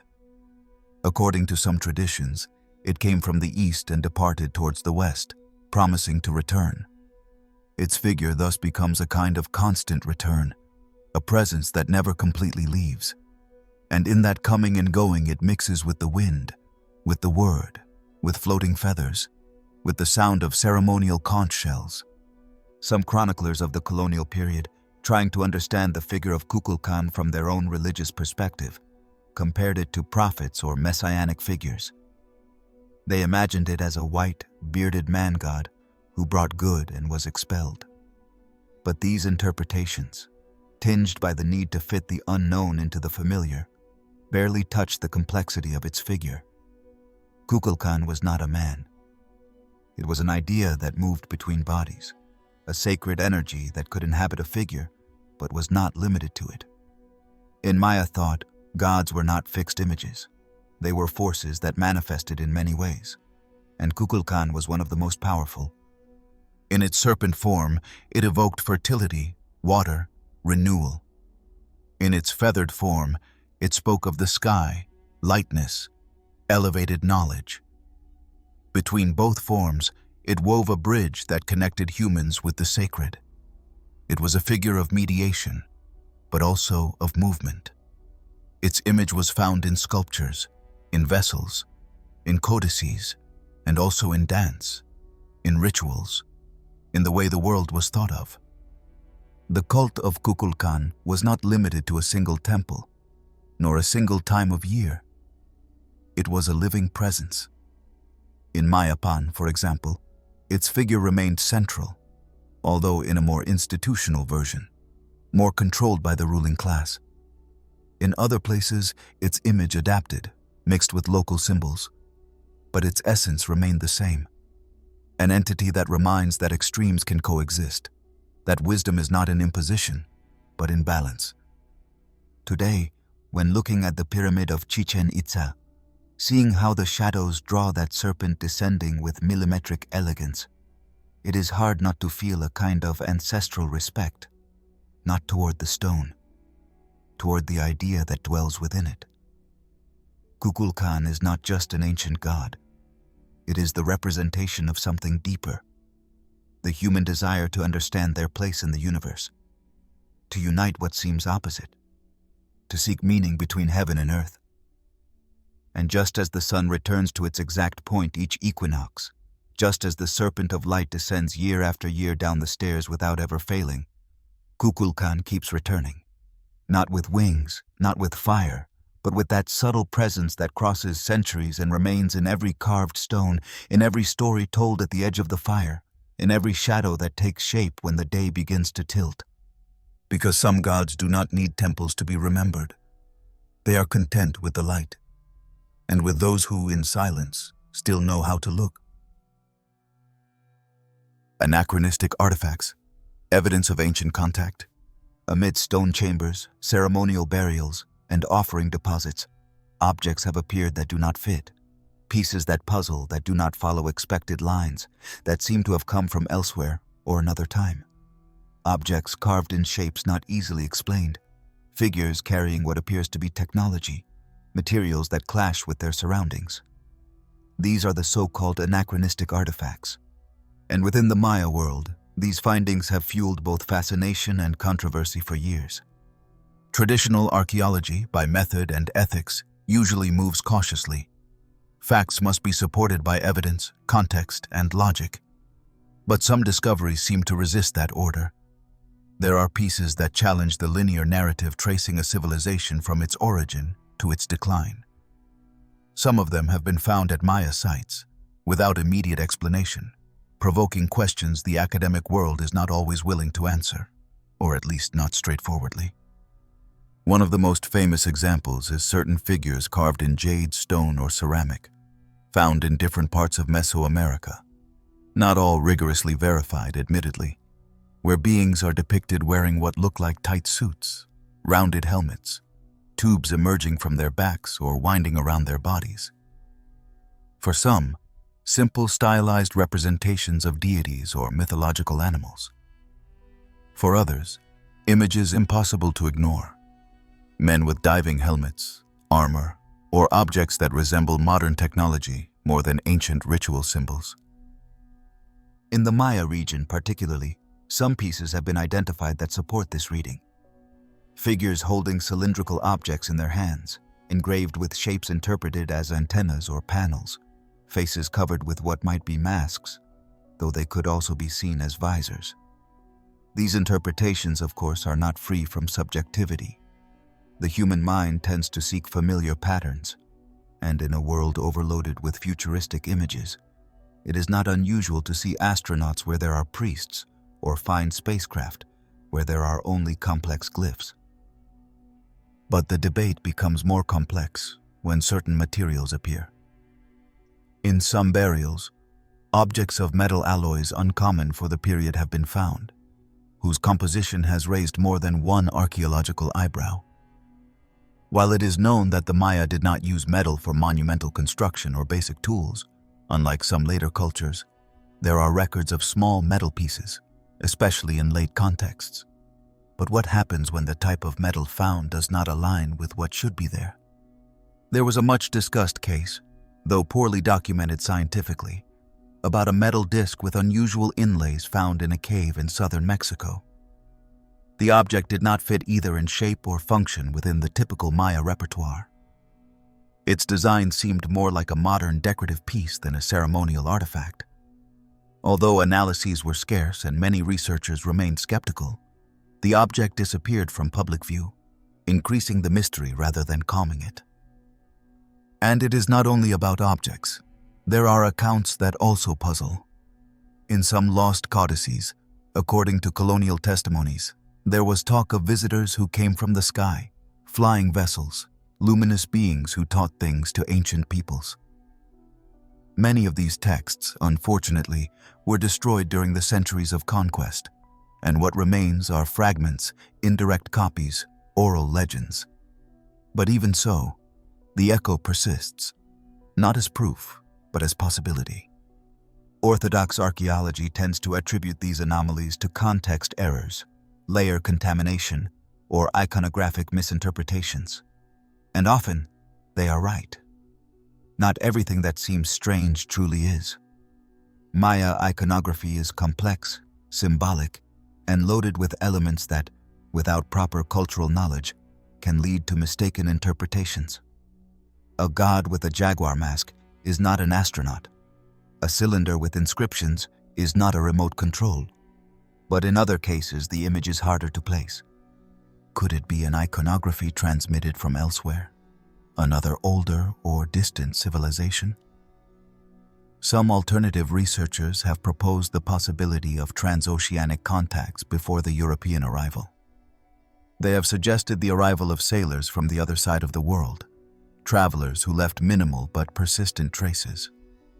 The truth is that, although these theories have been mostly rejected by academia, there is cultural evidence in various parts of the world that show surprising parallels. And although similarity does not necessarily imply contact, it cannot be dismissed lightly either.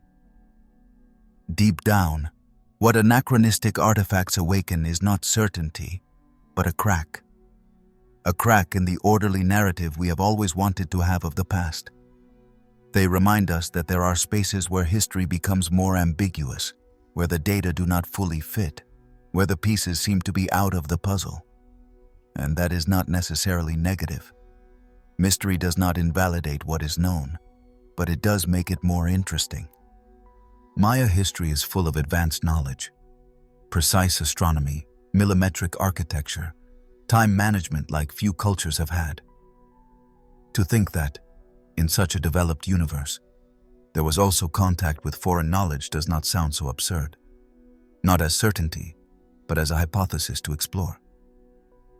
Because the greatness of a civilization is not measured only by what it left behind, but also by what we still cannot fully explain. Perhaps anachronistic artifacts are not evidence of extraterrestrial visits, nor of impossible journeys. Perhaps they are only the reflection of symbolic thoughts so advanced, so abstract, that it continues to puzzle us. Or maybe, among all those perhapses, there is a story that has not yet been fully told. A story that connects times, cultures, and worldviews we have not yet learned to interpret.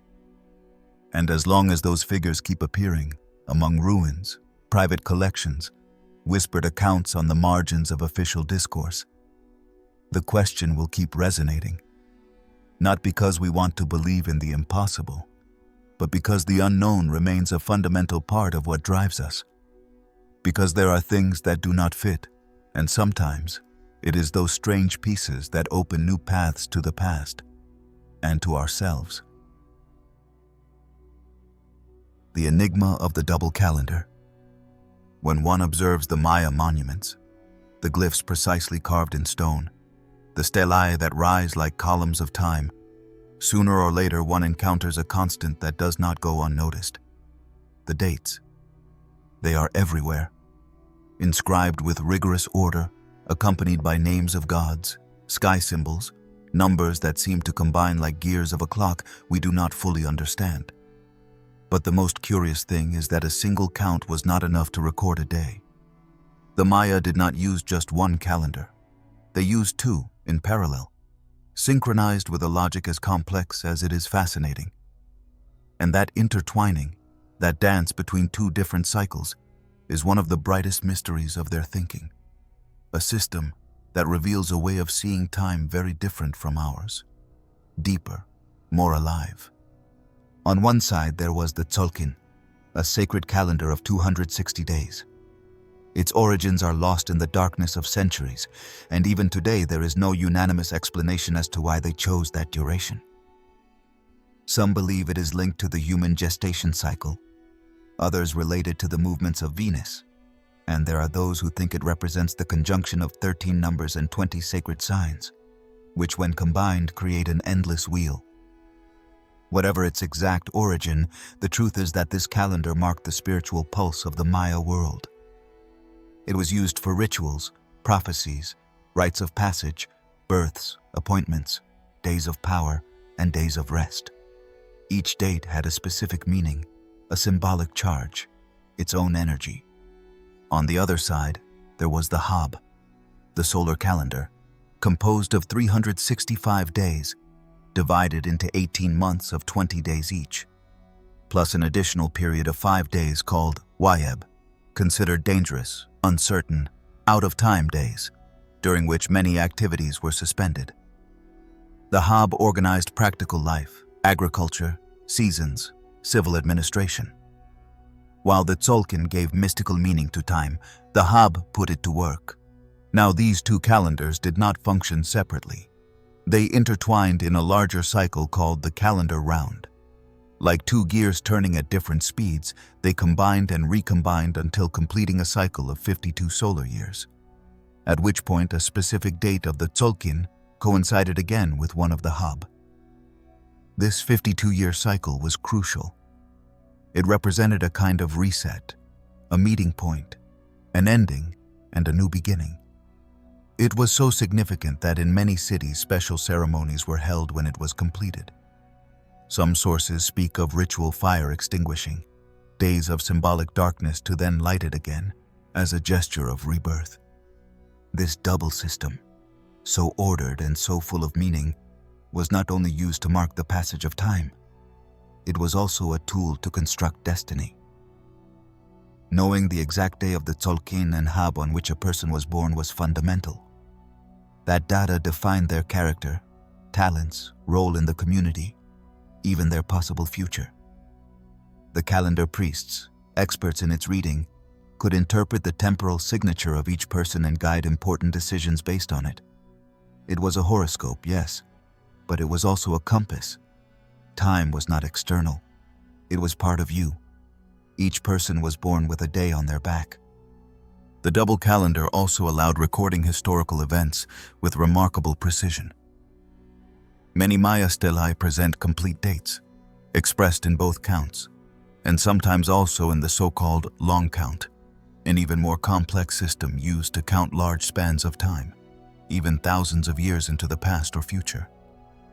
This allowed them not only to keep track of important events, but also to project into the future, foresee moments of cosmic importance, anticipate astral conjunctions, eclipses, renewal cycles.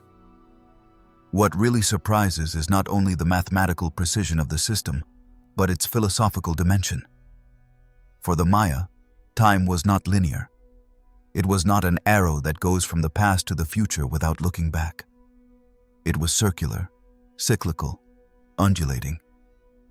What was, would be again. What happens has already happened in another form. This way of thinking about time gave rise to a worldview more tolerant of uncertainty, more open to natural rhythms, more connected with the heartbeat of the cosmos. It was also a way of accepting that everything is connected, that days repeat but not identically, rather with nuances. Like a melody that sounds the same, but each time on a different instrument. This enigma of the double calendar has been studied by generations of archaeologists, astronomers, mathematicians, and linguists. And although today we can decipher much of its functioning, there remains something that escapes purely technical explanation. Something in the intuition that originated it, in the way it connected with the gods, with animals, with the cycles of rain and fire. The Tzolk'in and the Hab were not simply two ways to count days. They were a way of living within time, of knowing oneself as part of a greater fabric. In some current Maya communities, this knowledge still survives. The Ajek Hijab, or time counters, continue interpreting the sacred calendar to guide their peoples. It is not archaeology, it is a living practice. In ceremonies where flowers, copal, fire, and corn are offered, where the nahuales of each day are invoked, ancestors thanked, and permission asked from the earth. There, the double calendar keeps turning, as it has for centuries, marking the rhythm of life without the need for digital clocks. The idea that two calendars can coexist, without replacing each other, without contradicting each other, seems foreign to our logic. We are used to a single system, exact, uniform, without layers or symbolism. But the Maya knew that reality is richer, that time can have more than one face, more than one voice. The Tzolk'in and the Hab did not compete. They complemented each other. One gave the soul, the other gave the body. And maybe there lies the true mystery. Not in how they built it, nor in how many exact days each cycle contains, but in what it means. Because the Maya double calendar is, in essence, a declaration of humility before time. A way to recognize that not everything can be measured in hours and minutes, that some days weigh more, that they vibrate differently, that there are moments that not only mark, but transform. That is why, when looking at a Maya stela, with its series of temporal glyphs, we are not facing just any date. We are facing a key, a mirror of the universe that beats in cycles, reminding us that time is not a straight line, but a sacred circle where everything returns, in a different way, with another face. But it returns, always returns. Ritual of blood and self-sacrifice. In the Maya world, blood was not just a vital fluid, not merely what kept the body standing. It was something much deeper, more sacred, more ancient than flesh itself. Blood was the direct bridge between humans and the gods, the vehicle of spiritual communication, the most intimate offering that could be made. And when it was not spilled through the sacrifice of another, it was drawn from oneself. Not out of desperation, not out of penance, but out of devotion. Thus was born the ritual of self-sacrifice, an extreme, solemn act full of meaning, where pain was transformed into prayer and the body into an altar. It was not a hidden or marginal practice. Self-sacrifice stood at the center of ceremonial life. It was a deeply rooted custom, practiced by kings, by priests, by the elites, but also by common people during certain calendar events. From the highest to the humblest, everyone knew there were moments when one's own blood had to be offered. Not out of obligation, but because it was necessary to maintain the balance of the cosmos. For the Maya, the universe did not sustain itself. It had to be nourished, and the most powerful nourishment was the blood that flowed directly from the hearts of those who walked the earth. The human body, in this context, was an instrument, a sacred container that could be opened to release power. The most valued parts for self-sacrifice were those charged with symbolism: the tongue, the earlobes, the arms, the thighs, and in more intense cases, the genitals. Each area of the body was connected to a meaning. The tongue, for example, represented the word communication, the gift of speaking with the gods. Piercing it was a way to open the spiritual channel. In many ceremonies, manta ray spines, sharp leaves, or obsidian blades were used to pierce it, allowing the blood to fall onto amate paper strips that were later burned, letting the smoke carry the message to the sky. The instruments used were also sacred. They were not improvised tools. They were consecrated, kept in temples, passed down through generations. Each spine, each blade, carried the weight of previous sacrifices. They were living objects, full of history, and were used with almost ritualistic precision. It was not about causing pain for the sake of pain. It was a technique, a choreography of pain where every gesture had its purpose, its rhythm, its destiny. Codices and stone reliefs show striking scenes. Kneeling kings, piercing their tongues while attendants collect the blood in ceremonial vessels. Queens pulling blood-soaked cotton thread from their genitals, as if weaving with the very substance of their lineage. These images, far from being marginal, were in public spaces, on temple friezes, in plaza murals. They were part of the collective narrative. Displaying self-sacrifice was a way to affirm commitment to the gods, to reinforce power, to show that rulers did not ask of the people what they were not willing to do themselves. And self-sacrifice was not an isolated practice. It was intertwined with everything, with the cycles of the calendar, with astronomical phenomena, with political decisions. Before starting a war, blood was offered. To enthrone a new king as well, to close a 20-year cycle, to consecrate a temple, to ask for rain or avoid drought. Blood was present. It was the contract, the way to ensure the world would keep turning without collapsing. Because the gods had given their blood at creation, and humans had to give it back. Not out of fear, but out of reciprocity. This principle of reciprocity was essential. In Maya thought, nothing was given freely. Everything had a sacred price, a balance that had to be maintained. If the earth gave fruit, one had to give thanks. If the sun continued its path, it had to be celebrated. If the ancestors watched over the living had to feed them. And all that was done, in part, with blood. Blood was bond, was promise, and by offering it to fire, to earth, to sky, or to water, the bond that held life to the invisible was renewed. Pain, in this context, was a means. It was not sought for pleasure nor for penance, but as a tool of awareness. The suffering body became present, lucid. Controlled pain led to trance, to an altered state of perception that allowed one to see beyond. Many stories speak of visions after self-sacrifice, appearances of ancestors, messages from the gods, revelations that guided the community.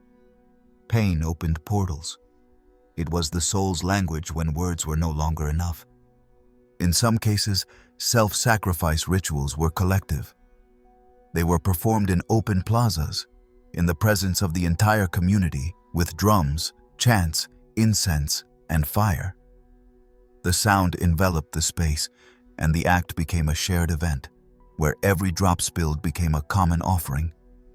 In other instances, they were private, secret, performed in caves, on hidden altars, in the depths of the temple.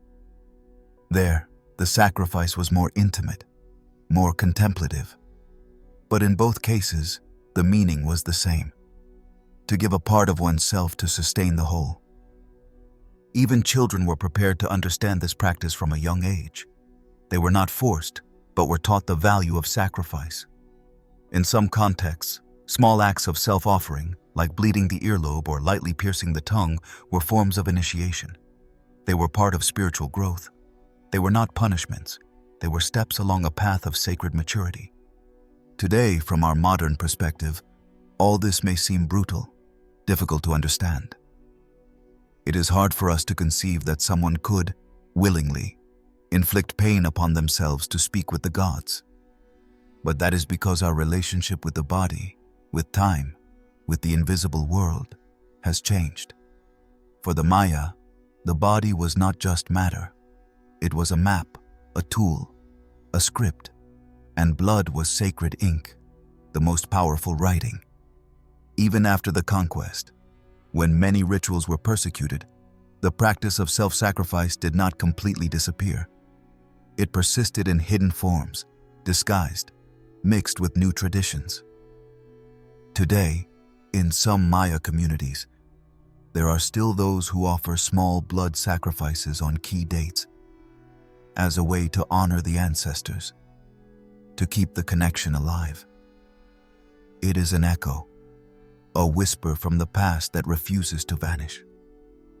For when the body becomes an altar, the whole world turns sacred. When one bleeds for something greater than oneself, time stops, the earth listens, and the gods, perhaps, descend for a moment. And that, at heart, was what the Maya sought. To touch the invisible with the tip of the soul, even if it hurt, even if it cost. Because there are things that can only be understood when the body trembles, and blood slowly falls. Did the Mayas predict the future? Saying that the Mayas could see the future sounds, at first glance, like a phrase taken from a sensationalist documentary or a science fiction novel. But when one stops to observe how they understood time, how they measured it, how they read it, and how they intertwined it with the movements of the sky, one begins to perceive that their idea of the future was nothing like ours. They did not imagine it as an uncertain line, an abyss into which one jumps without knowing. For the Mayas, the future was a logical sequence, an echo of previous cycles, a repetition full of meaning. And if you knew how to read the signs, the stars, the dates, the repetitions, then yes, you could anticipate what was coming, not as a guess, as a consequence. The root of this vision lies in their cyclical conception of time. Everything returned. Nothing died forever. What happened in the present had already happened before, in another form, on another level. History was not written in a straight line. It was woven in a spiral. This made the Mayas think of the future not as something uncertain, but as something that could be calculated. For them, each day had a specific energy. Each combination of the Tzolk'in and Hab calendars revealed a type of force. Knowing that combination was like having a map of moments, and that map could extend forward as much as backward. The priests of time, true mathematicians of the soul, were in charge of interpreting this fabric. They mastered the long count, that monumental system that allowed them to record dates across thousands of years. It is not an exaggeration to say that, in their thinking, they could project themselves accurately to dates centuries ahead. Not because they had mystical visions, but because they knew how the world behaved through astral cycles. The sky was their book, and they knew how to read it. From this arose the most famous misunderstanding in modern Maya history, the supposed prophecy of the end of the world in the year 2012. A mistaken interpretation that became widespread to exhaustion, fueled by collective fear and a taste for the apocalyptic. But in reality, the Mayas never spoke of the end of the world that year. What they recorded was the end of a long count cycle, a change of era, the closing of a period of 5,125 years. It was like changing calendars, turning the page. There was no announced cataclysm. There was a rebirth, a pause, not a full stop. And that says a lot about how they saw time. The future did not cause them anxiety. It was part of the universe's rhythm. If you understood that rhythm, you could prepare yourself, align your actions, make decisions in harmony with the energies of the moment. That is why days were not chosen at random. Weddings, planting, travels, wars, everything was decided according to what the calendar said, and not as superstition, as strategy. Also, their astronomical observations were so precise that, by cross-referencing them with the calendar, They could predict eclipses, movements of Venus, seasonal changes, rains or droughts. They were true astronomers. The Dresden Codex, for example, contains detailed tables of the Venus cycle, with predictions that are not only exact but rival modern calculations. The sky was a clock, and they knew exactly which point in the tick-tock it was. But the future was not just a matter of dates, it was also a narrative. In myths, in stories passed down from generation to generation, patterns, warnings, lessons were hidden. The Popol Vuh, for example, is full of symbols about how destiny repeats itself, how the mistakes of one era are corrected in the next. There, the gods create and destroy humans several times until balance is found. It is a story of trials, repetitions, learning, and all that spoke, symbolically, about the future. They also believed that each person had a destiny related to their birth date. The day someone came into the world determined their spiritual load. It was not a sentence, it was guidance. Thus, predicting personal future was not a matter of tarot or magic, but of calendar interpretation. It was possible to know someone's strengths, challenges, even key moments of their life, just by knowing their date. A kind of birth chart, but drawn not on the planets, but in the energies of the day. However, the most intriguing thing about their way of seeing the future is that they did not seek to dominate it. It was not about controlling what was coming, nor changing it on a whim. It was a matter of preparation, of alignment with the forces of the universe. They did not believe they could avoid what had to happen, but they did know they could live it more consciously if they understood when and how it would arrive. It was a balance between destiny and choice. Today, most of this knowledge is fragmented, scattered among broken codices, eroded stelae, and oral traditions. But in some living Maya communities, in the villages of Guatemala, Chiapas, Belize, the knowledge of the calendar is still in use. There are people who still consult with an Ajekije to know if it is a good time to plant, to marry, to undertake a journey. They still believe that time speaks, if one knows how to listen. And that is perhaps the best way to understand if the Mayas predicted the future.